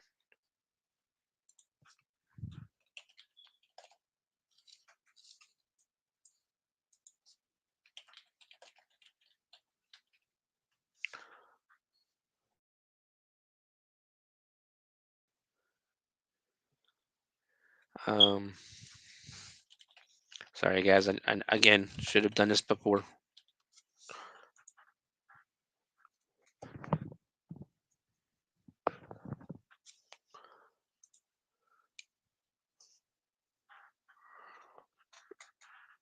I'm just going to assume because it's put out by Jaya Kapoor. Um, Jaya Kapoor Films. Not really any more information about it, but I believe this is Indian. So let's watch Trick or Treat on YouTube. Film opens up on some Halloween decorations.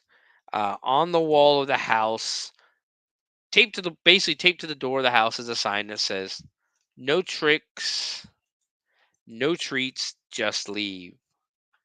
We cut inside where a guy in his pajamas is eating a small bag of candy, watching an action movie.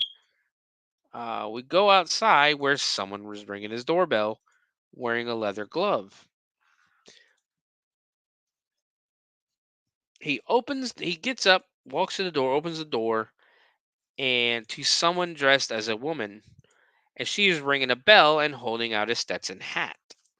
He asks what she's supposed to be and asked if she read the "no sign, no candies."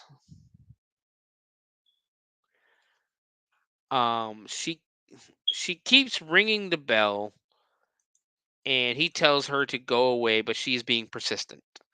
The guy finally shuts the door in her face and goes back to eating his candy. The woman rings the doorbell again. He gets up, and it's the same woman holding the hat and ringing the bell. He says, "You won't go until you won't give up." Or he basically asks, "You won't give up?" She shakes her head no, and he tells her to let him go get a piece of candy, get a candy for her. He shuts and locks the door again, pulls one of his candies that he's eating, and then places it in her hat. He then decides to take it back out of the hat and says that he forgot this was his last one and that he really, really, really wants to eat it. He eats it in front of her, and for some reason, I think this was a bad idea. He is even, I'm sorry, He's even doing the sounds as he's like. So basically,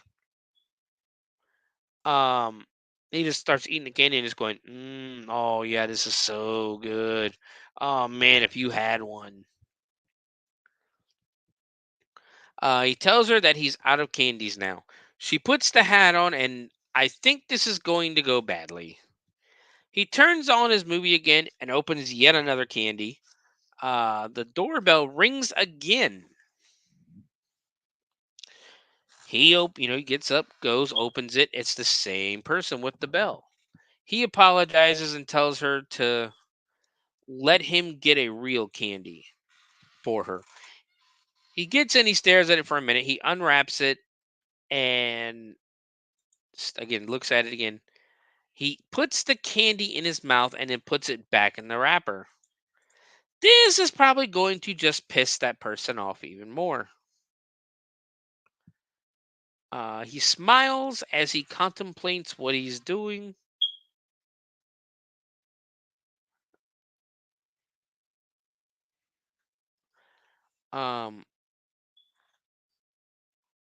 He smiles as he contemplates what he's about to do. He drops the candy into the hat and apologizes about last time. He watches her walk away, this time smiling and calling her a loser. Now we go back inside where he makes himself a coffee. He gets some Halloween wrap. We get some Halloween wrap before it cuts off as the power goes out due to a thunderstorm. He powers up his flashlight, shines it down to the door, and he hears a bell behind him. When he turns, we very quickly see no. I'm sorry, very quickly see someone's feet and coat before it disappears.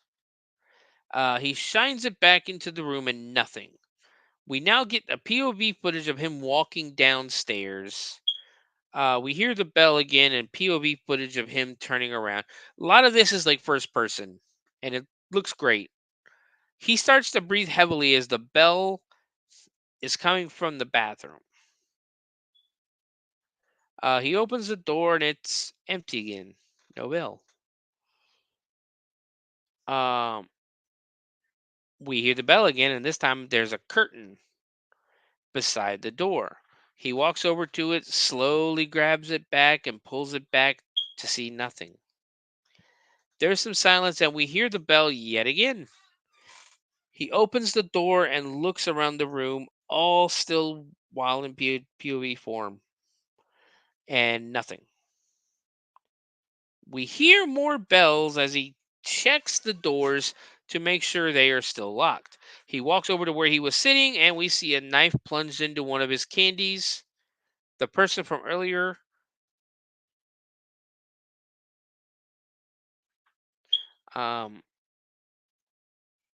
he lifts the knife without the candy attached. Or with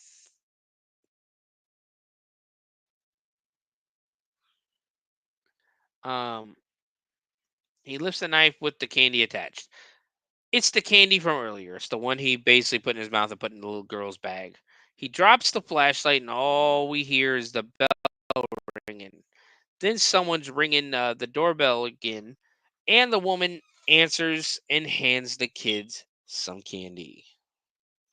Roll credits. That's Trick or Treat. Again, 3 out of 5. We'll be generous. 3 out of 5 for that one. Not the best, not the worst. So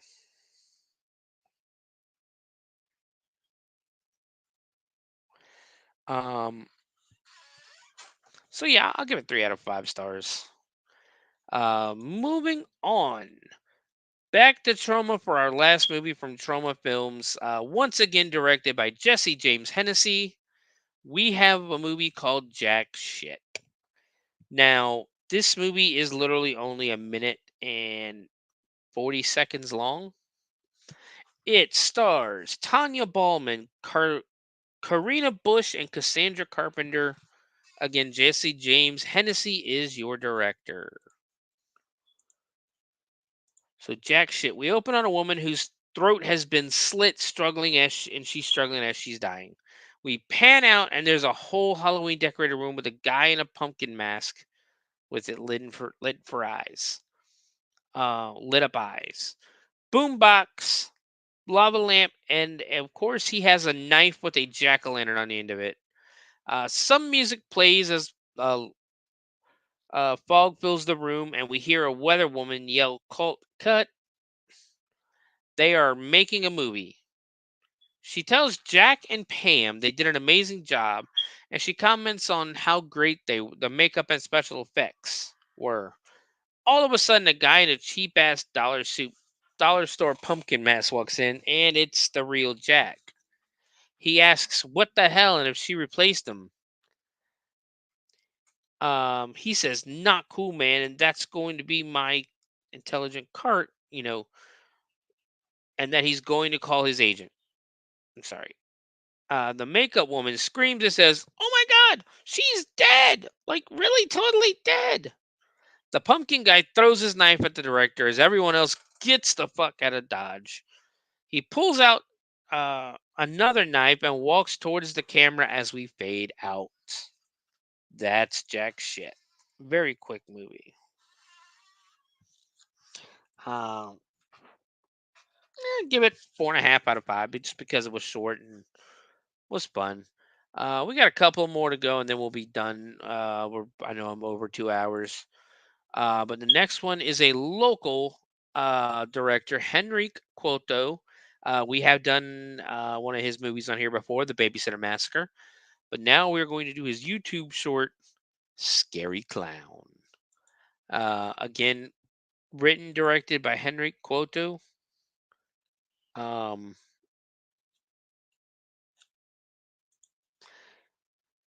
who again is from the area. So we're going to watch Scary Clown.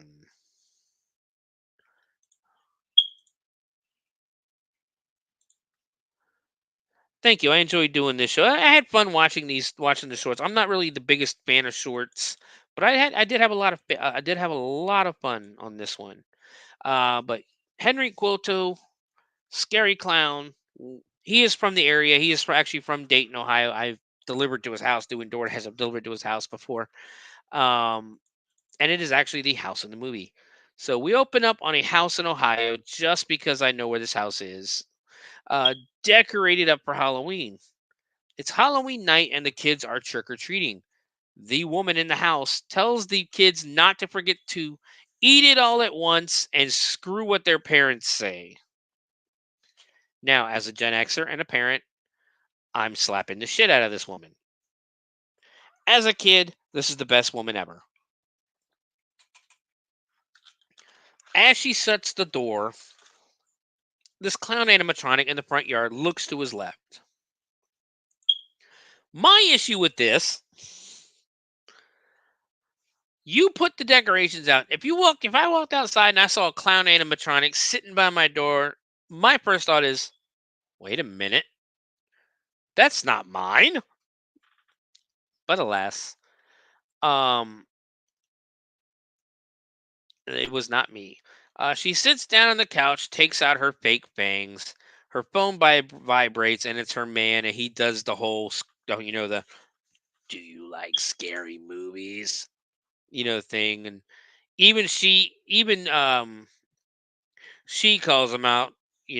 Basically, she answers the phone. He just goes, "Hello, Sydney," and even she's basically just like, "Yeah, I'm over that bullshit." He asks her how the candy rations are going and asks if she's been saving him the peanut butter pumpkins. She says, "Nope, but I got some. But I have some peanut butter kidneys." He he laughs a little and he tells her that he is going to be later than he planned tonight. And she tells him, "But you're gonna miss Spenguli. He's showing a super scary one tonight." He tells her not. I mean, here's the thing: if you watch Spenguli, he always shows a spooky one. He tells her to try not to get the spookies without him. She says no promises and hangs up. She says that she's going to eat all the pumpkins.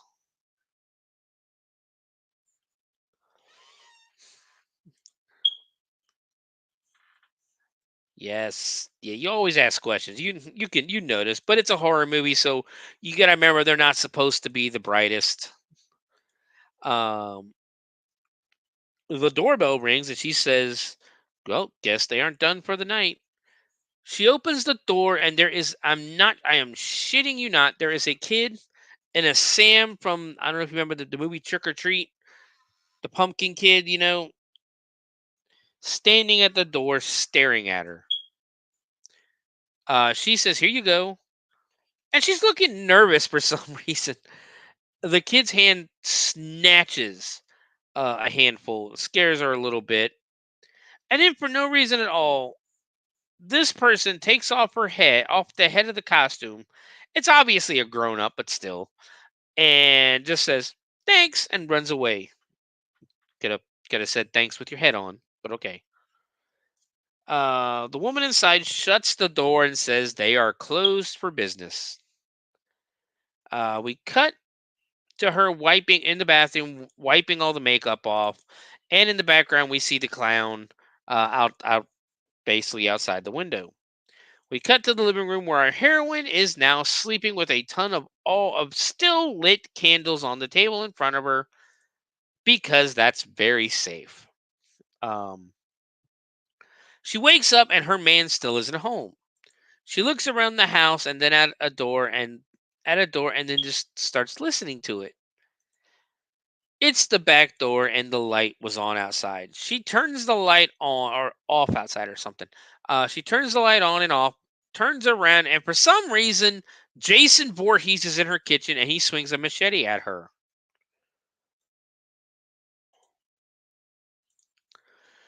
Surprise, though, it was a nightmare. She wakes up in pain because she left her contacts in. I don't do contacts or anything, but I know a lot of people at the haunt who use these contacts, and yeah, you're not supposed to go to sleep with them in. Her boyfriend is just sitting in the dark now, and it's obviously her boyfriend sitting beside her. Um, she gets up and starts fiddling with her eyes. Her phone rings, and it's her boyfriend telling her he's so sorry. Don't be pissed at him. He's on his way back home now. And she slowly turns around and goes, "The wait a minute. If you're on the phone, then who?" And now it's the clown, the creepy clown who was sitting where her boyfriend was. I don't think you needed to switch it out like that, but we come back to the woman with her throat slit, clown makeup on, and the words "ha ha ha" painted in blood beside her. She opens her eyes and laughs as we fade to black.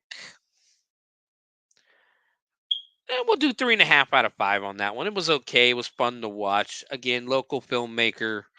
I love the local stuff. Always support your local independent filmmaker.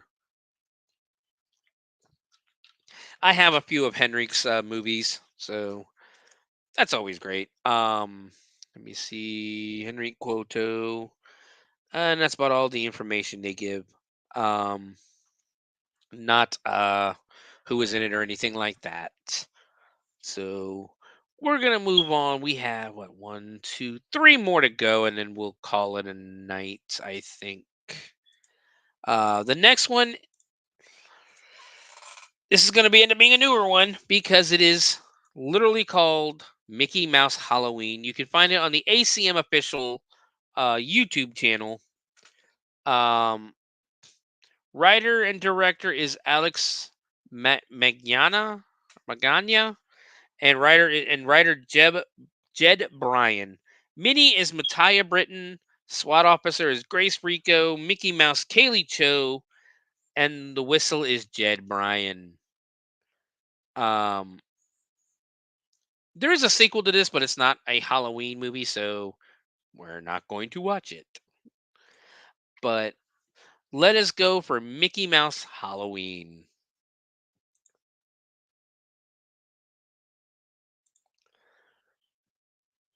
Yes, I own one of Raz's movies as well, and but I owned it before, and I actually got 2 copies of the same movie, and I owned these before I Met Raz. I have 2 copies of Slashers Gone Wild. And I was thinking, once I get some stuff out of storage, and because I know they're in the storage shed right now. When I get my movies put up and everything, if I'm still doing the podcast, which I think I should still be, um, maybe doing a giveaway for one of them, have them sign it and do a giveaway or something on one because I do have 2 copies of the exact same movie.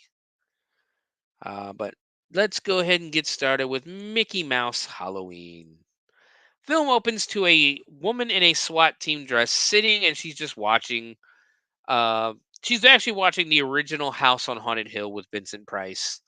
Um, and she gets a text from her mom saying she's on her way. So she she pauses the movie to text her mom back, puts the movie back on, and you can see behind her is this really awesome large pumpkin, and I love it. It looks great. But all of a sudden, on the wall across from her, you see um, Mickey ears and that popping up behind her. Um, I called it a hidden Mickey. Anybody who's ever been to Disney knows that there are hidden Mickeys everywhere. Um, I don't plan to. I don't plan to unless time gets in the way. I do plan to keep going. I have fun doing it.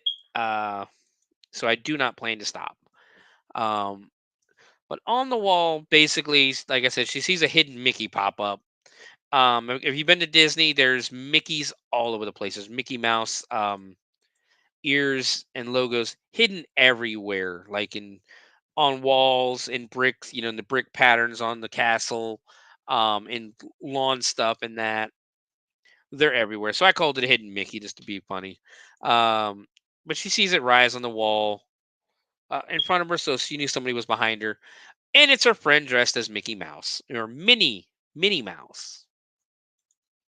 Turns out this was a Halloween party that Minnie Mouse set up and um,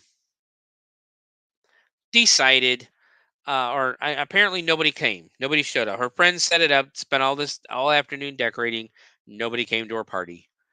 Her friend says maybe they don't like, and Minnie says, well, maybe they don't like bobbing for apples like we do. Um, I can honestly say in 46 years, I think I may have bobbed for apples twice in my life, and both times were at a school party during school. The friend notices that it's after Minnie. I keep putting friend. Minnie notices that it's after midnight and says that they should do the Mickey Mouse challenge. Her friend looks confused, and SWAT girl looks confused. Minnie says, "What you do is you watch the famous clip from Steamboat Willie, um, and it's literally just the part with Mickey driving the boat and doing the whistle. The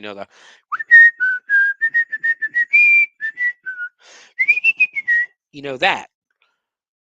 Um, and then at the very end, like his shoe or something comes biting at the camera and scares everybody. And then once you watch the video, you are supposed to whistle the Steamboat Willie tune, and then Mickey Mouse is supposed to show up, come for you. Minnie says that everyone who does this gets tons of views. So Minnie says she'll go first, and she hands her friend the camera or the phone. She has her friend record her do badly, and she does the whistle badly. When she finishes, she hears like in the distance, you just hear a, and they look nervous and they hear it. Uh, Now it's Minnie's turn to film her friend, but before she can start, uh, her friend's phone rings and it's the mom outside. It's the mom telling her she's outside.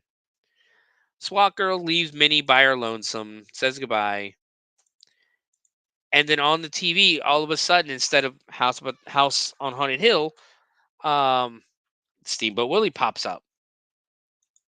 Minnie thinks that's weird and puts House on Haunted Hill back on and pauses it.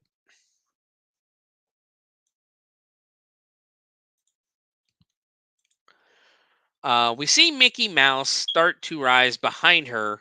Like you literally see Mickey Mouse this time. Before she turns and Mickey vanishes.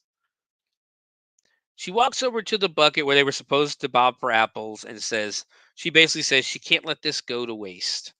And she decides to lean over the bucket and starts bobbing for apples. She does this for a moment before she hears someone whistling behind her. She turns to look, but there's nothing there. She goes back to the bucket to continue bobbing for apples by her lonesome, and all of a sudden, Mickey Mouse appears behind her and just shoves her face into the water, uh, drowning her essentially. She struggles for a brief moment. It's not very long. Like, it's not long enough uh, for someone to be drowned before she goes limp. Death by bobbing for apples. Mickey finishes whistling the song. Cut to black. That is the Mickey. What is it? Mickey Mouse Halloween. It was okay. It was actually not bad. It was pretty fun to watch. Again, this is one of the YouTube ones. I will try. I think I just clicked off on it though. Damn it. Um, I'll get them back up there. Don't worry. Um, we will. I'll get it back. I'll get them posted to my X page. Everything else was on Trauma. I think we had a few on here. So now let's move to our final movie. Did I give a review? I think I 3.5 stars out of 5 for Mickey Mouse Halloween. Again, short, not great. I think the whole movie was 5 minutes long. I wish they would have did a little more with the drowning. That's the only um criticism I have is I wish they would have done more with the drowning. So let's move on to our final movie, our final Halloween short, Treaters. Treaters is put out by Treehouse Digital. It was directed by Peter Stanley Ward, written by Natalie Conway and Peter Stanley Ward, produced by, we're not gonna do that. Editing and effects. Da, da, da. There are no actors, mostly because these are a lot of kid actors. But we open our final short with a kid in a werewolf mask hucking eggs at a billboard. Behind him is a girl on a bench in a hockey mask, hockey jersey, and like a field hockey stick because this is the United Kingdom, the UK, of course. So instead of ice hockey, they have the field hockey sticks. Um, he asks the girl on the bench, "What time did he say?" She says they were supposed to meet, or what did he say? Or what time did he say is what he says. It's random. Uh, she says they were supposed to meet him half an hour ago. The werewolf asks him if she has ever met him yet, and the slasher girl goes just online. Werewolf makes a very great point and says, "Oh, that's going to end well." She tells her friend that he calls himself Treater. Werewolf decides it's time to leave because he's out of eggs and he's bored. Um, Hockey Girl does the one thing out there that would probably actually get me to hit a kid and rolls her eyes. Like, I am a father. I have 2 kids. Both of them are boys. I am glad I'm not a parent of a girl because the second a teenage girl rolls her eyes at me as her father, I think I would flip. I cannot stand their eye roll. Um, Werewolf Boy goes to leave, but he almost runs into a young kid in a clown mask, and he startles him a little bit, and the kid just goes, "Jump scare." Slasher Girl guesses this is Treater. Treater asks if they are ready to go and to follow him. So they just follow this random kid that they just met. They go to just a random house, and Treater tells them that they're here. Treater tells Hockey Girl she's up, and they boost her up to the top of the fence. She uses her stick to help the other 2 climb the fence and into the backyard. She then stops for a second, takes a photo of herself committing a crime, and before jumping down off the fence. The 3 of them stand there for a moment before Treater tells Werewolf Boy to do his thing. Werewolf Boy has a magnet that he uses to find. He basically like puts it around the door and he finds the latch and unlocks the door. The door opens with a creak, and the three break and enter into someone's house. We still don't know what they're doing. We still haven't been told why they're doing this. They move to the living room where we see an elderly woman watching television and enjoying some popcorn. Uh, Streeter sneaks past. There's like that big opening to the room. He sneaks past and signals the others to join him. Hockey Girl goes with no incident, but as Werewolf sneaks across, he hits a creaky floorboard and almost gets caught. They finally get to where they want to be, and it turns out that the kids have broken into a candy store. And they just start filling their bags with the different candies. They're like uh, dumping jars of candy into their bags, shoving the glass in there, all that good stuff. Until Werewolf Boy drops one of the jars. We can hear some heavy breathing from Treater's mask, but it does not alert. It does not alert the old woman. The kids continue ransacking the place as Treater shakes his head yes at Hockey Girl. Basically nods at Hockey Girl. Hockey Girl sneaks up on her friend the Werewolf Boy and just knocks the shit out of him and knocking him with the hockey stick, knocking him out.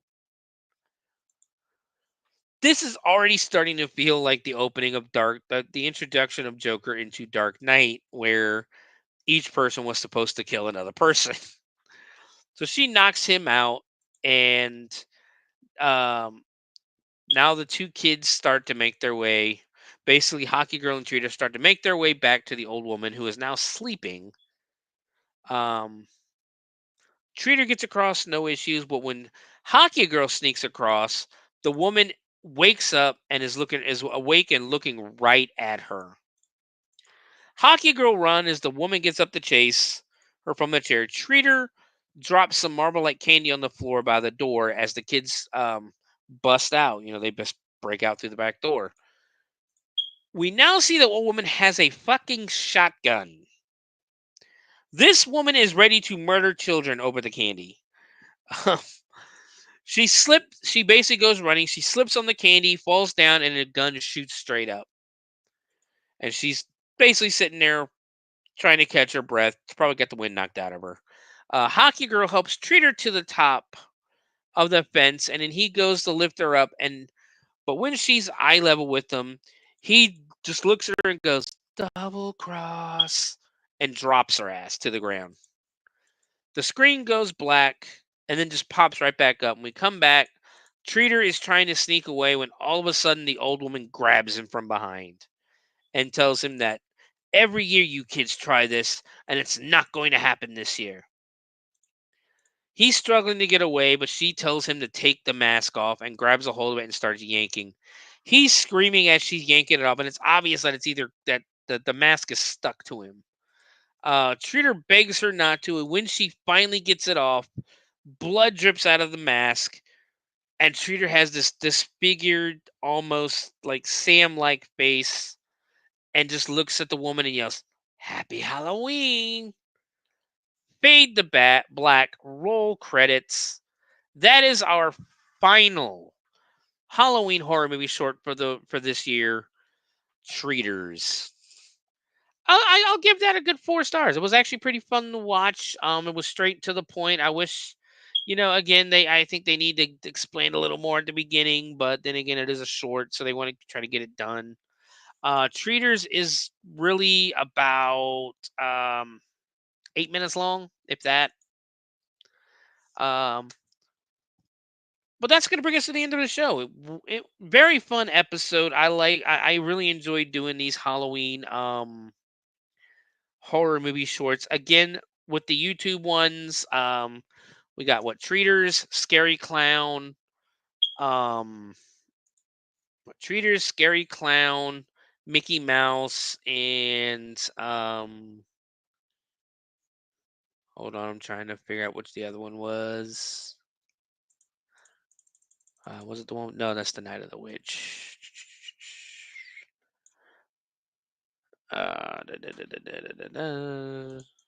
Hold on, I'm trying to figure. I'm going through my notes now. Halloween Carol, definitely not.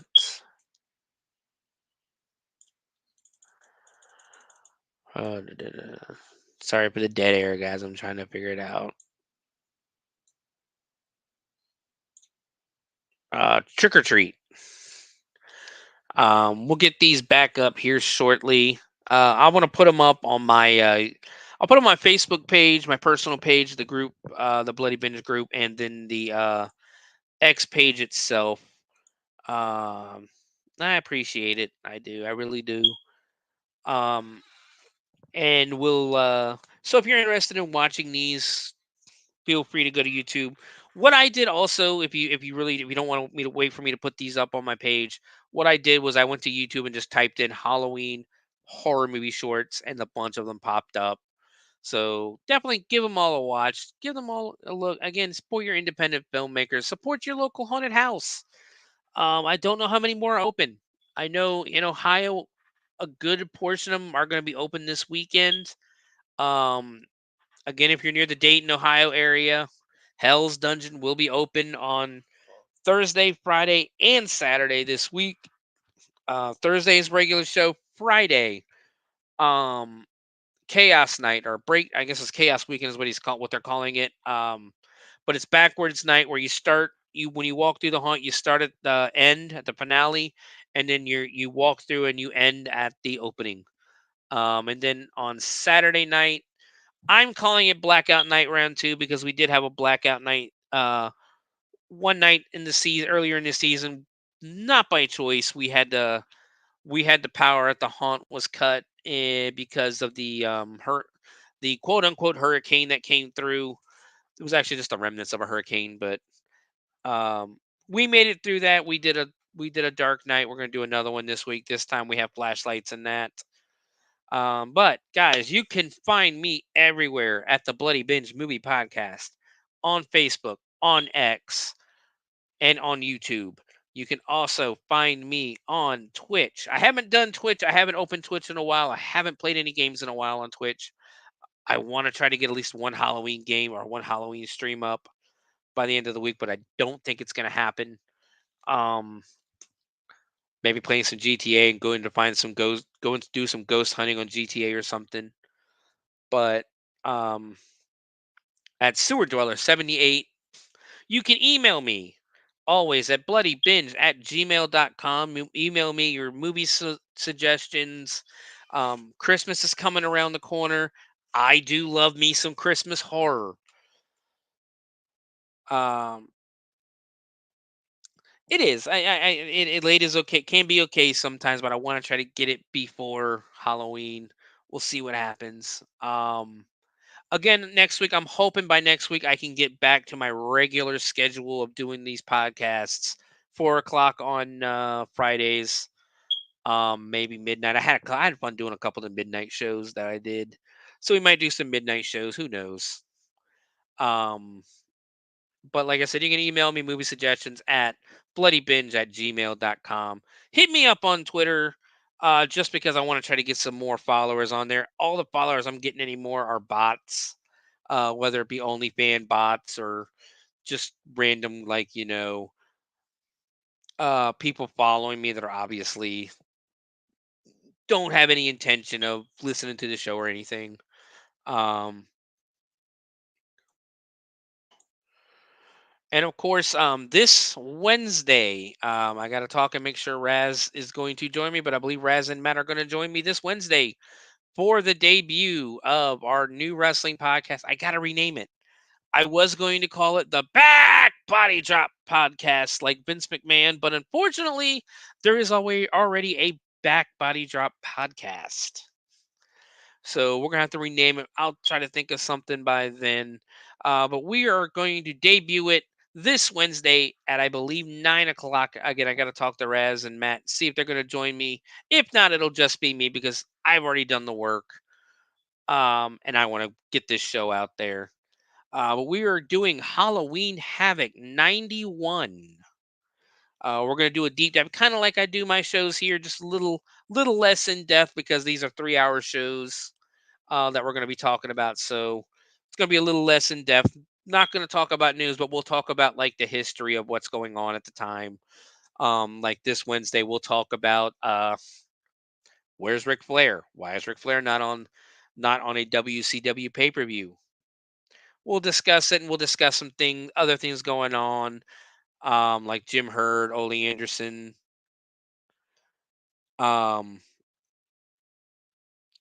So we'll see what's going on with that. Whether it's just me or it could just be me, Raz, and Matt. We'll see what's going. We'll see what's happening with that. But I plan to do that maybe once a month, maybe every other week. We'll see. Because for those who know, I am a huge wrestling fan, especially the classic stuff as I grew up with it. So we'll see how that goes on Wednesday. But for now, guys, have a happy Halloween. Be safe out there. Watch some independent horror. Always independent horror. Mainstream horror is good too, but I do love me some independent horror. I'm going to say this now. Don't hold me to this, but I'm going to say this now. I think next week, next Friday, 4 p.m., I think we're going to bring back Shivers, guys. I believe we are going to go dive into the cryptids of Kentucky because that is our next state. So we will dive into the cryptids of Kentucky and see what's happening down there, less than an hour away from me. And we'll go from there. Maybe do a couple of Thanksgiving movies this month. Definitely going to dive into some Christmas horror because, again, love me some Christmas horror movies. So, guys, again, have a happy Halloween. Have a safe Halloween. Give out lots of treats. Get lots of treats. Fuck trunk or treats. Get out there and go trick or treating. Go to the neighborhoods. Go to your friends' houses. Go to your neighbors' houses. Decorate for the kids. Yeah, I look forward to them too. Texas, I think I think I've said it before. Texas is going to have to be like 3 episodes, I think, because there is so many in Texas. There are so many cryptids in Texas. I think I counted 30 when I looked Texas up last. There's like 30 cryptids there. So, but we're doing Kentucky this week. We'll spin the wheel again, or next week we'll spin the wheel again to see where we land. But again, guys, have a safe and happy Halloween. We will see you in November. Have a good one.